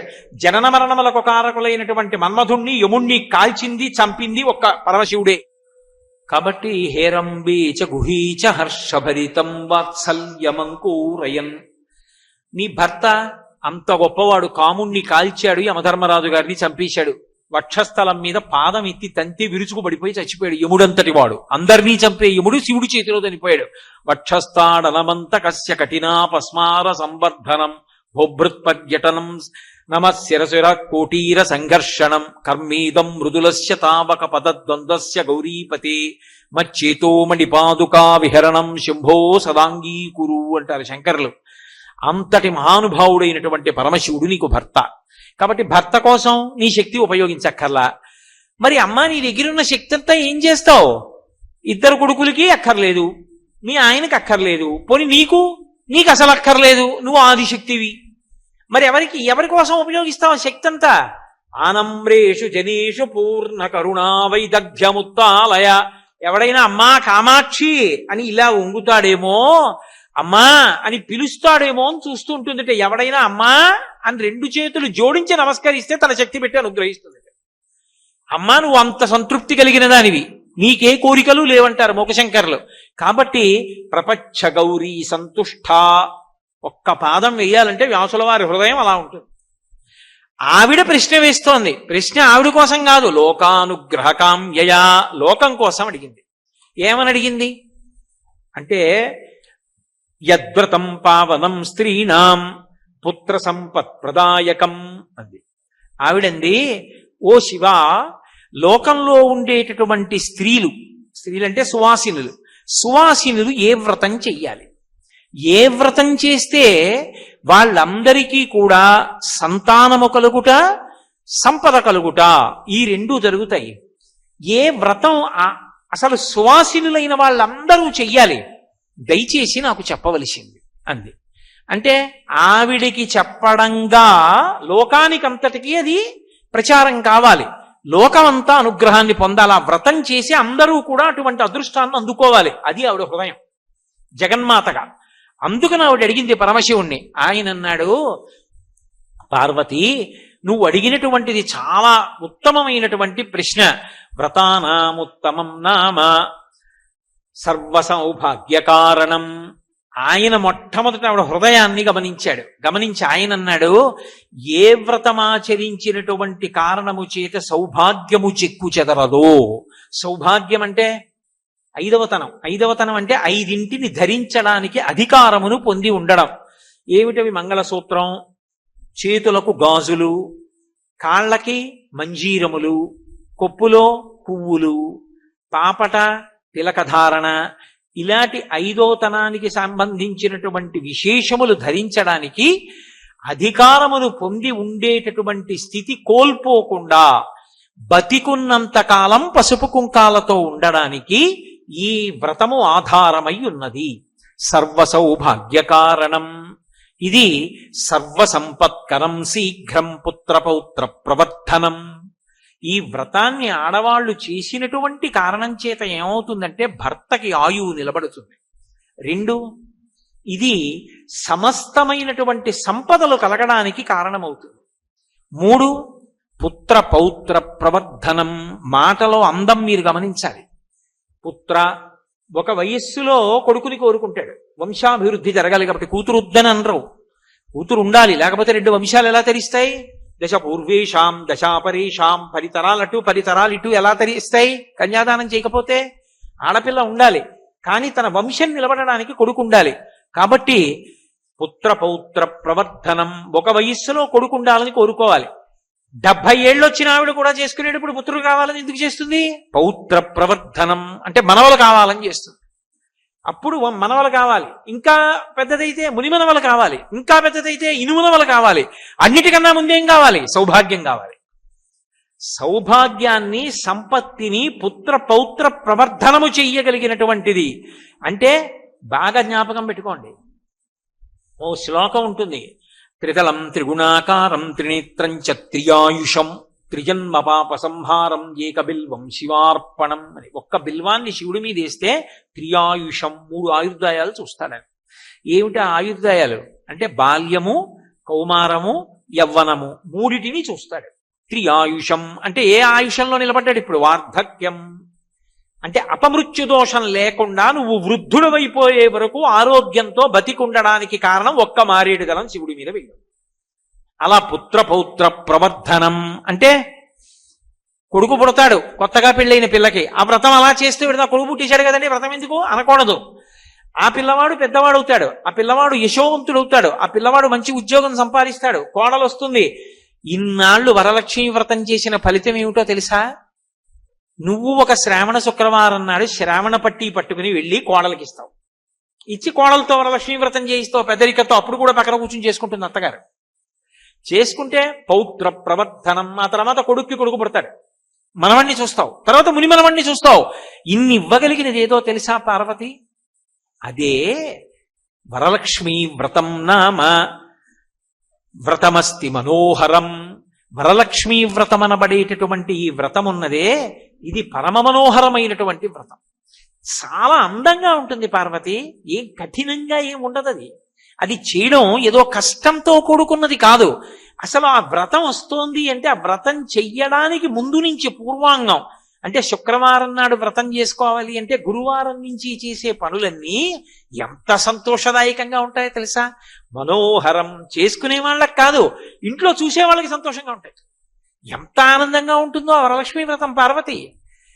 అంటే మీరు ఇక్కడ ఒక్కటి గమనించండి, ఏమండి మేమేమో మంచి వ్రతం ఏమిటి ఆడవాళ్ళందరూ అభ్యున్నతి పొందడానికని అడిగానా? అడిగింది నేనా? నేను పనికి రాలేదా? నా వ్రతం ఏమీ లేదా? లక్ష్మీదేవి వ్రతమే చెప్పాలా మీరు? విష్ణుమూర్తి బెల్లం పనికొచ్చిందా అని పార్వతీదేవి అందా? అనదు. ఎందుకో తెలుసా? తత్వత వాళ్ళందరూ ఒకటే. లక్ష్మీ పార్వతీ సరస్వతి నుండవు. గీర్దేవతైతి గరుడధ్వజ సుందరీతి శాకాంబరీతి శిశిశేఖర వల్లభేతి సృష్టి స్థితి ప్రళయ కీలిషు సంస్థితాయై తస్మై నమస్త్రిభువనైక గురోస్తరుణ్యై అన్నారు శంకరాచార్యుల వారు కనకధారాస్తవంలో. అమ్మా నువ్వే పార్వతి, నువ్వే లక్ష్మి, నువ్వే సరస్వతి, నువ్వే శాకాంబరి అన్నారు. ప్రత్యక్షమైంది. శంకరుడు చెప్పింది అబద్ధం అయితే లక్ష్మీదేవి ఎందుకు ప్రత్యక్షం అవుతుంది? ఒక్కటి గుర్తుపెట్టుకోండి, ఒక్క కలెక్టర్ గారు ఏం చేస్తాడంటే ఓ ప్యాంటు షర్టు టక్ చేసుకుని కారులో దిగి తన సీట్లో కూర్చుని ఫైల్స్ సంతకం పెడతాడు. అదే కలెక్టర్ గారు డిస్ట్రిక్ట్ మెజిస్ట్రేట్ గా ఓ కోట్ వేసుకుని దర్బార్ తీర్చి కోర్టులో కూర్చుని డిస్ట్రిక్ట్ మెజిస్ట్రేట్ గా కూర్చుంటాడు. అదే కలెక్టర్ గారు ఒక ఆఫీసులోకి వెళ్ళి ఫైల్స్ చూసి సీల్ చేస్తాడు. అదే కలెక్టర్ గారు ఒక అగ్ని ప్రమాదం జరిగితే ఆదుకుంటాడు. అదే కలెక్టర్ గారు పొలం లేక బాధపడుతున్న వాడికి 2 ఎకరాలు బంజరు భూమి ఇస్తాడు. అదే కలెక్టర్ గారు అల్లంలో జరుగుతుంటే ఫైర్ అంటాడు, కాల్ చేయండి అంటాడు. ఇన్ని అధికారాలు ఉన్న కలెక్టర్ ఒక్క చోట కూర్చుంటే మెజిస్ట్రేట్, ఒక చోట కూర్చుంటే కలెక్టర్, ఒక చోట కూర్చుంటే ఇన్స్పెక్టింగ్ ఆఫీసర్, ఇన్నిగా ఒకడే మారిపోతున్నట్టు ఆ తల్లియే మీకు చదువు ఇవ్వాలని అడిగితే తెల్లబట్ట కట్టుకొస్తుంది. ఆ తల్లి శక్తి కావాలని అడిగితే ఎర్రబట్ట కట్టుకొస్తుంది. ఆ తల్లి డబ్బు కావాలంటే పచ్చబట్ట కట్టుకొస్తుంది. ఈ కోటేశ్వరరావే ఇప్పుడు పంచ కట్టుకున్నాడు, ఈ కోటేశ్వరరావే రేపు సూర్యాపేట విడిచిపెట్టి వెళ్ళిపోయేటప్పుడు ప్యాంట్ వేసుకుని వెళ్ళిపోవచ్చు. అంత మాత్రం చేత వాడు కోటేశ్వరరావు కాకుండా పోతాడా? బట్టబట్టి కోటేశ్వరరావు కాడు. ఎప్పుడు ఏ కర్మ చేస్తున్నాడో ఆ కర్మకి తగిన బట్ట కట్టుకుంటాడు అంతే తప్ప అది ధర్మం తప్ప బట్ట మారినంత మాత్రం చేత కోటేశ్వరరావు కాకుండా మాత్రం పోడు. అలా ఎప్పుడూ ఆవిడ పరదేవత. కానీ ఆవిడ కట్టుకున్న బట్ట బట్టి మనకిచ్చే కోరికలు ఉంటాయి. అటువంటి తల్లి వరలక్ష్మి గురించి చెప్తున్నాడు పరమశివుడు, అంటే పార్వతీ గురించి చెప్పట్లేదు అనేది అని అర్థం కాదు. వాళ్ళందరూ ఒకటే. అందుకే తిక్కన గారు భారతం చేస్తూ శ్రీయన గౌరినాబరగు చిల్వగు చిత్తము పల్లవింప భద్రాయుతమూర్తి అయి హరిహరంబగు రూపము దాల్చి విష్ణు రూపాయ నమశివాయ అని ఎవరు అంటున్నారో అటువంటి భక్తులందరినీ కూడా అనుగ్రహించేవాడా అని పిలిచారు. లక్ష్మి అంటే పార్వతి. శ్రీయన గౌరినాబరగు చల్వగు చిత్తము పల్లవింప అన్నారు. లక్ష్మియే పార్వతి అని. కాబట్టి ఆ తల్లికి వరలక్ష్మి వ్రతం నామ వ్రతమస్తి మనోహరం. వ్రతములలో మనోహరమైన వ్రతం పార్వతి వరలక్ష్మి వ్రతం. ఈ వ్రతం ఎలా చెయ్యాలో తెలుసా అని ఆయన మొదలుపెట్టి ఇది ఎవరు చెయ్యాలో ఎలా చెయ్యాలో లక్ష్మీదేవి చెప్పింది ఒకప్పుడు. ఎవరికి చెప్పిందో తెలుసా పార్వతి? కుండిన నగరం అని ఒక నగరం ఉండేది. ఆ నగరంలో చారుమతి అని ఒక స్త్రీ ఉండేది. ఆమె పేరు చారుమతి. మతి అంటే బుద్ధి, చారు అంటే చాలా హర్షించదగిన మంచి విశాలమైనటువంటి బుద్ధి కలిగినది, ఆదరణీయమైన బుద్ధి కలిగినది. అటువంటి చారుమతి ఉంది. ఆవిడ ఎంత భక్తితో ఉంటే లక్ష్మీదేవి ఆవిడకి కనపడింది. ఇది పట్టుకోవాలి. వ్రతం చేసేటప్పుడు ఇది తెలుసుకోవాలి. వరలక్ష్మీ వ్రతం చెయ్యడానికి, అమ్మవారు ప్రీతి పొందడానికి కారణమేమి, ఎంత డాంబికంగా చేశావన్నది కాదు. చారుమతి పట్ల లక్ష్మీదేవి ఎందుకు ప్రీతి పొందినది అంటే వ్యాసుల వారు కొన్ని మాటలు చెప్పారు.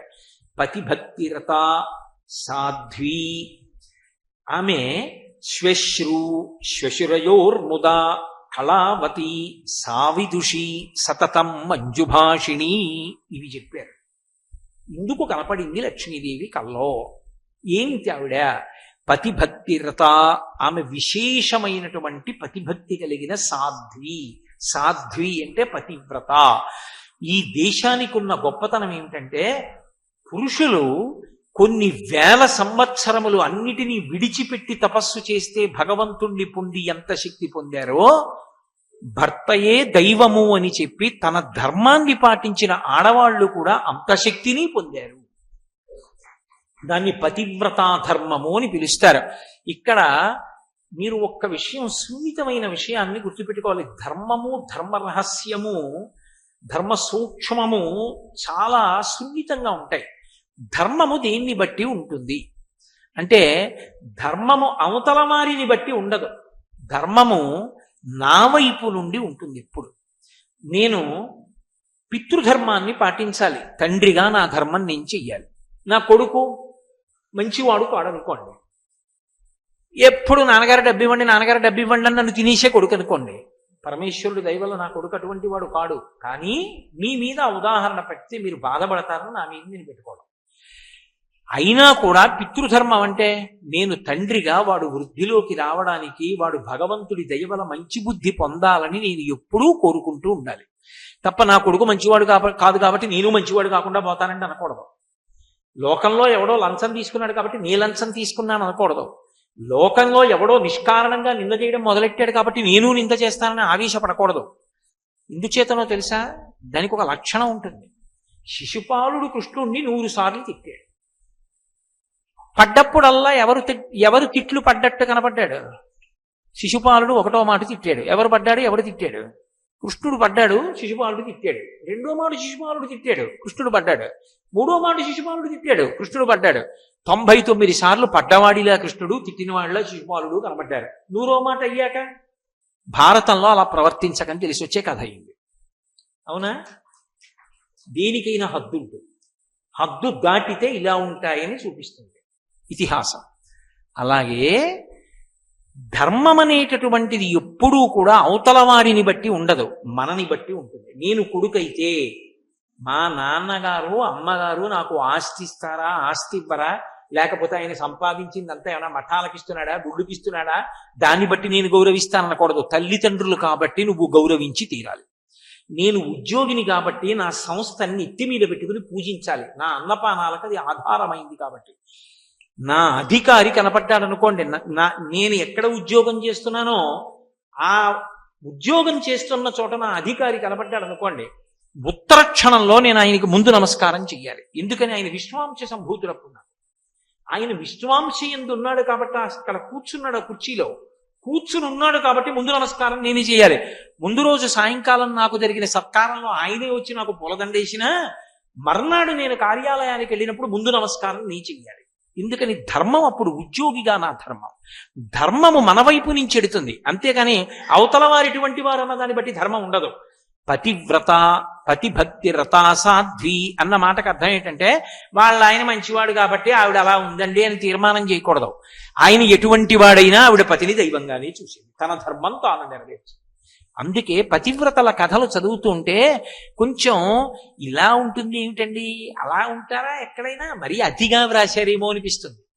సతీ సుమతి కుష్ఠరోగంతో ఉన్న భర్తకంత సేవ చేస్తే ఆవిడెవరినో ఒక వేశ్యని చూశాను, నా మనసు తగులుకుంది, నేను నడవలేను కదా, నన్ను బుట్టలో పెట్టి తీసుకెళ్లి ఆవిడతో రమిస్తానన్నాడు.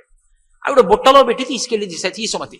తీసుకెడుతుంటే కొరత వేసినటువంటి ఋషికి ఆయన శరీరం తగిలింది, చెయ్యో కాలో తగిలితే ఆయన శూలం గట్టిగా గుచ్చుకుంది. ఆయన అన్నాడు తెల్లవారేటప్పటికి చచ్చిపోతూ ఉన్నాడు. వెంటనే సతీ సుమతి ఏం చేసింది అంటే అసలు తెల్లవారకుండా చేసేస్తున్నాడు సూర్యుడు ఉదయించడం.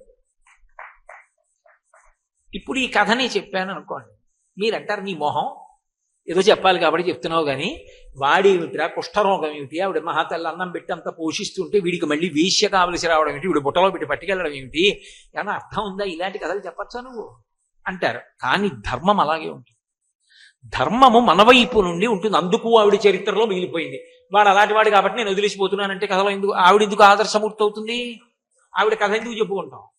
ధర్మము నా వైపు నుండి, ఆయన ఎటువంటి వాడు నే తీర్పు చెప్పను, ఆయన నాకు దైవం, ఆయన సేవనే చేస్తున్నానంతే. ఇప్పుడు ఆవిడ తరించిపోయింది.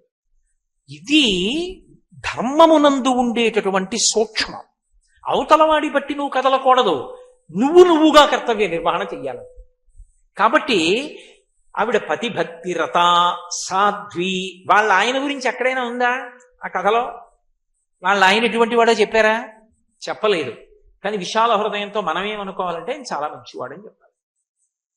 వ్యాసుల వారు అంతకన్నా భిన్నంగా చెప్పలేదు కాబట్టి. కానీ ఒకవేళ ఆయన మంచివాడు కాకపోయినా చారుమతి మాత్రం ఆయన్నే దైవంగా చూసింది. ఎందుకంటే ధర్మం అన్న మాట ఒకటి ఉంది కాబట్టి. పతిభక్తి రతాసాధ్వి, పతిని దైవముగా చూస్తే స్త్రీ ఏమవుతుంది అన్నారు, పతివ్రత అవుతుంది. పతివ్రత అయితే ఏమవుతుంది అంటే కొన్ని వేల సంవత్సరములు తపస్సు చేసిన వాడికి ఏ శక్తి వచ్చేస్తుందో పతివ్రతకు అదే శక్తి వస్తుంది. రామాయణంలో అయోధ్యకాండలో రామచంద్రమూర్తి లక్ష్మణస్వామితో సీతమ్మతో వెళ్ళిపోతూ అత్రి మహర్షి ఆశ్రమానికి వెళ్ళారు. వెళ్ళి అత్రి మహర్షికి నమస్కారం చేస్తే అత్రి మహర్షి నవ్వి అన్నాడు, రామ అత్రి మహర్షి ఆశ్రమం ఎక్కడని అడిగావా ఏమి? ఇక్కడ ఎవరికి తెలియదు అత్రి మహర్షి ఆశ్రమం అంటే. అనసూయమ్మ ఆశ్రమం ఎక్కడని అడుగు, ఎవరైనా చెప్తారు, మా ఆవిడ అంత గొప్పదో అంటే. ఆయన భార్యని పొగుడుతున్నాడని కాదు దాని అర్థం. ఎందుచేతనో తెలుసా? ఆవిడ మహాపతివ్రత అయి అత్రి మహర్షిని అనుగమించింది. అనుగమిస్తే ఆవిడ ఏ శక్తి పొందిందో తెలుసా? ఆ మహాతల్లి కొడుకే దత్తాత్రేయుల వారు. ఆవిడ ఎంత శక్తిని పొందేసిందంటే అనసూయమ్మ, సతీ సుమతికి తెల్లవారితే భర్త చచ్చిపోతాడు, కొరత వేయబడ్డ మహర్షి మాండవ్య మహర్షి శాపం ఇచ్చాడు, అందుకని తెల్లవారదు సూర్యోదయం అవదన్నాడు. నా భర్త పడిపోవడానికి వీల్లేదు, నా ఐదోతనం పోవడానికి వీల్లేదని సూర్యోదయం అయిపోయింది. దేవతలందరూ బ్రహ్మగారి దగ్గరికి వెళ్ళారు.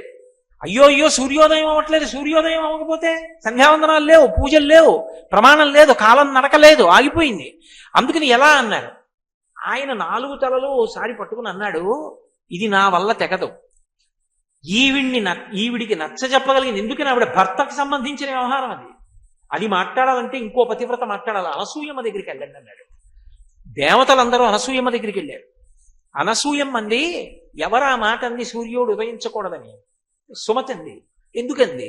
సూర్యుడు ఉదయిస్తే ఆవిడ భర్త పోతాడు. ఓ అలాగా. ఆవిడ వచ్చింది, సుమతి సూర్యుడు ఉదయించడానికి అంగీకరించండి. ఆవిడందమ్మా నమస్కారం, కానీ నా భర్త శరీరం పోతుంది. ఆవిడంది, ఎందుకు పోతుంది? సూర్యోదయం అవుతుంది, మీ ఆయన పోతాడు, అంతే కదా, నేను బతికిస్తాను, నా పాతివ్రత్యం, ఉదయించమను. సుమతి అంగీకరించింది. సూర్యుడా ఉదయించు అంది. సూర్యోదయం అయింది. సుమతి భర్త శరీరం వదిలేడు. అనసూయమ్మ తన పాతివ్రత్య శక్తి చేత మళ్ళీ బతికించింది. మహాతల్లి దగ్గరికి బ్రహ్మ విష్ణు మహేశ్వరుడు వచ్చారు. ఆవిడ పాతివ్రత్యం యొక్క వైభవాన్ని లోకానికి చాటి చెప్పడానికి పరీక్షలు చేయరు, లోకానికి తెలియాలని. వచ్చి ముగ్గురు భోజనానికి కూర్చున్నారు. అన్నం పెట్టమ్మా, నీ చేతి అన్నానికి వచ్చామన్నారు. తప్పకుండా పెడతాను. విస్తళ్ళేసింది, వడ్డించింది. అత్రి మహర్షి అక్కడే నించున్నారు. వాళ్ళు అన్నారు ఆవిడ్ని పరీక్ష, ఆవిడ యొక్క గొప్పతనం లోకానికి చెప్పాలని, అంతేగాని అర్థం లేని కోరికలు కోరుతారనుకోకూడదు ఎప్పుడు.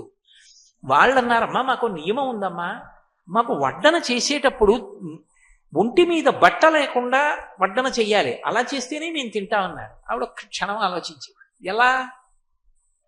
తప్పకుండా అలాగే చేస్తాను. ఆ నీళ్లు తీసి ముగ్గురి మీద చల్లింది. ఎవరు? బ్రహ్మ విష్ణు మహేశ్వరులు వాళ్ళు. ఆ ముగ్గురి మీద చల్లితే పసిబిడ్డలై పీటల మీద పడుకున్నారు. ఆవిడ వాళ్ళు ఏ నియమం చెప్పారో నియమం ప్రకారం వడ్డించింది. వడ్డించి తాను బొట్ట కట్టుకుని నిలబడి మళ్ళీ నీళ్లు చల్లింది. అన్నం తినండి అండి, మీరు ఎలా అడిగారో అలా వడ్డించా, తినండి. వాళ్ళు ముగ్గురు భోజనం చేసిన తర్వాత ఆవిడండి మీ పూర్వరూపాలు బాగున్నాయి, మళ్ళీ పసిపిల్లల్ని చేసి ఊయల్లో పెట్టుకుని ఊపుకుంటారు. ముగ్గురమ్మలు హడిలిపోయారు. ఇదేమిటి మా ముగ్గురు భర్తలు వెళ్ళి పిల్లలై కూర్చున్నారు అనసూయమ్మ దగ్గరని వచ్చి, అమ్మ మాకు ఇచ్చేయమ్మా అన్నారు. అంటే అప్పుడు మళ్ళీ నీళ్లు తల్లింది. కోడళ్ళు బాధపడుతున్నారు, వెళ్ళి రెండండి. ముగ్గురు మూర్తులకు తల్లి మహాపాతివ్రత్యం వచ్చారు. అందుకే వాల్మీకి మహర్షి ఏమి వర్ణించారో అనసూయమ్మని. ఆ అత్రి మహర్షి మూల పురుషుడుగా వచ్చినటువంటి గోత్రం ఆత్రేయస గోత్రం. అందులో పుట్టిన వాళ్ళు ఎంత అదృష్టవంతులు. అటువంటి అత్రి భార్య అయినటువంటి అనసూయమ్మ సీతమ్మని పిలిచి మాట్లాడుతూ గడ వణికిపోతూ ఎండుటాకు ఎలా ఉంటుందో అలా ఉంది అన్నారు మహర్షి. ఆవిడ సీతమ్మని పిలిచి ఒక ప్రశ్న వేసింది. ఏమమ్మా మీ ఆయన అంత ధనుర్ధరుడు, అంత కోదండ విద్యాపారంగతుడు, ఓ రాత్రి దశరథ మహారాజు గారు పిలిచి నీకు రాజ్యం ఇవ్వట్లేదురా, కైకమ్మ 14 ఏళ్ళు అరణ్యవాసం చేయమంది నిన్ను, అందుకని రాజ్యం ఇవ్వను వెళ్ళిపో అన్నాడు. మీ ఆయన అలాగే నాన్నగారండి అని మీ మామగారు ఇచ్చిన వరాన్ని నిజం చేయడం కోసమని అరణ్యానికి వచ్చేసాడు. చేతకాని వాళ్ళ కనపడలేదా అని.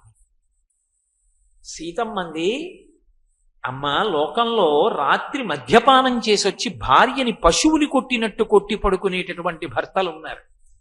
అయినా భార్య నిద్రలేచి మంగళసూత్రాలు కళ్ళకద్దుకుని ఆయన బతికుండాలని కోరుకుంటోంది. అపకీర్తి తెచ్చి అప్రతిష్టతో బతుకుతున్న భర్తలు ఉన్నారు. అయినా వాడు బతికుండాలని ఆ ఇల్లాలు కోరుకుంటోంది. అమ్మా నా భర్త రాజ్యం పోయిన ధర్మానికి కట్టుబడ్డాడమ్మా, అటువంటి భర్తని పొందినందుకు పొంగిపోతున్నాను. కౌగలించుకొని గత జన్మలలో ఏవో పాపములు చేసిన ఉంటాయి. ఆ పాపములు పోవాలంటే ఏదో దుఃఖం అనుభవించాలి. గత జన్మలో నేను ఎప్పుడూ ఎవరికి ఏదీ పెట్టింది లేదనుకోండి, ఈ జన్మలో నేను కూడా ఎప్పుడూ చెయ్యి చాపవలసి ఉంటుంది తప్ప నేను ఒకరికి పెట్టగలిగినటువంటి అధికారాన్ని పొంది ఉండను. కాబట్టి గత జన్మలో చేసుకున్నటువంటి పాపములే దుఃఖముగా వస్తూ ఉంటాయి. గత జన్మలో చేసుకున్నటువంటి పుణ్యములే ఈ జన్మలో కూడా సుఖములకు కారణములవుతాయి. చూడండి, కొంతమంది అనేక కారణాలకి దుఃఖపడుతుంటారు. కొంతమందికి ఒక స్వగృహం కట్టుకోవాలని కోరిక, ఇల్లు ఉండదు. ఒకరికి పెళ్లి చేసుకోవాలని కోరిక. ఆ కోరికలు ధర్మ విరుద్ధమైనవి కావు. ధార్మికమైనటువంటి కోరికలు ఉండి తీరాలి. ధర్మ విరుద్ధమైన కోరికలు ఉండకూడదు, అంతులేని కోరికలు ఉండకూడదు. ఎందుకంటే మనుష్య జీవితంలో ఎప్పుడో అప్పుడు అన్నిటికీ అతీతంగా సుఖ దుఃఖాతీత స్థితిని పొందాలి. కాబట్టి ఎప్పుడూ కోరికలతో ఉండడం తప్పేమో కానీ అసలు కోరిక లేకుండా ఉండడం ఎవరికీ సాధ్యం కాదు. కాబట్టి ఏదో కోరిక ఉంటుంది, అది ధార్మికమైన కోరిక అయినప్పుడు అలా ఉండకూడదు అన్న మాట అనడం ఎవరికీ సాధ్యం కాదు.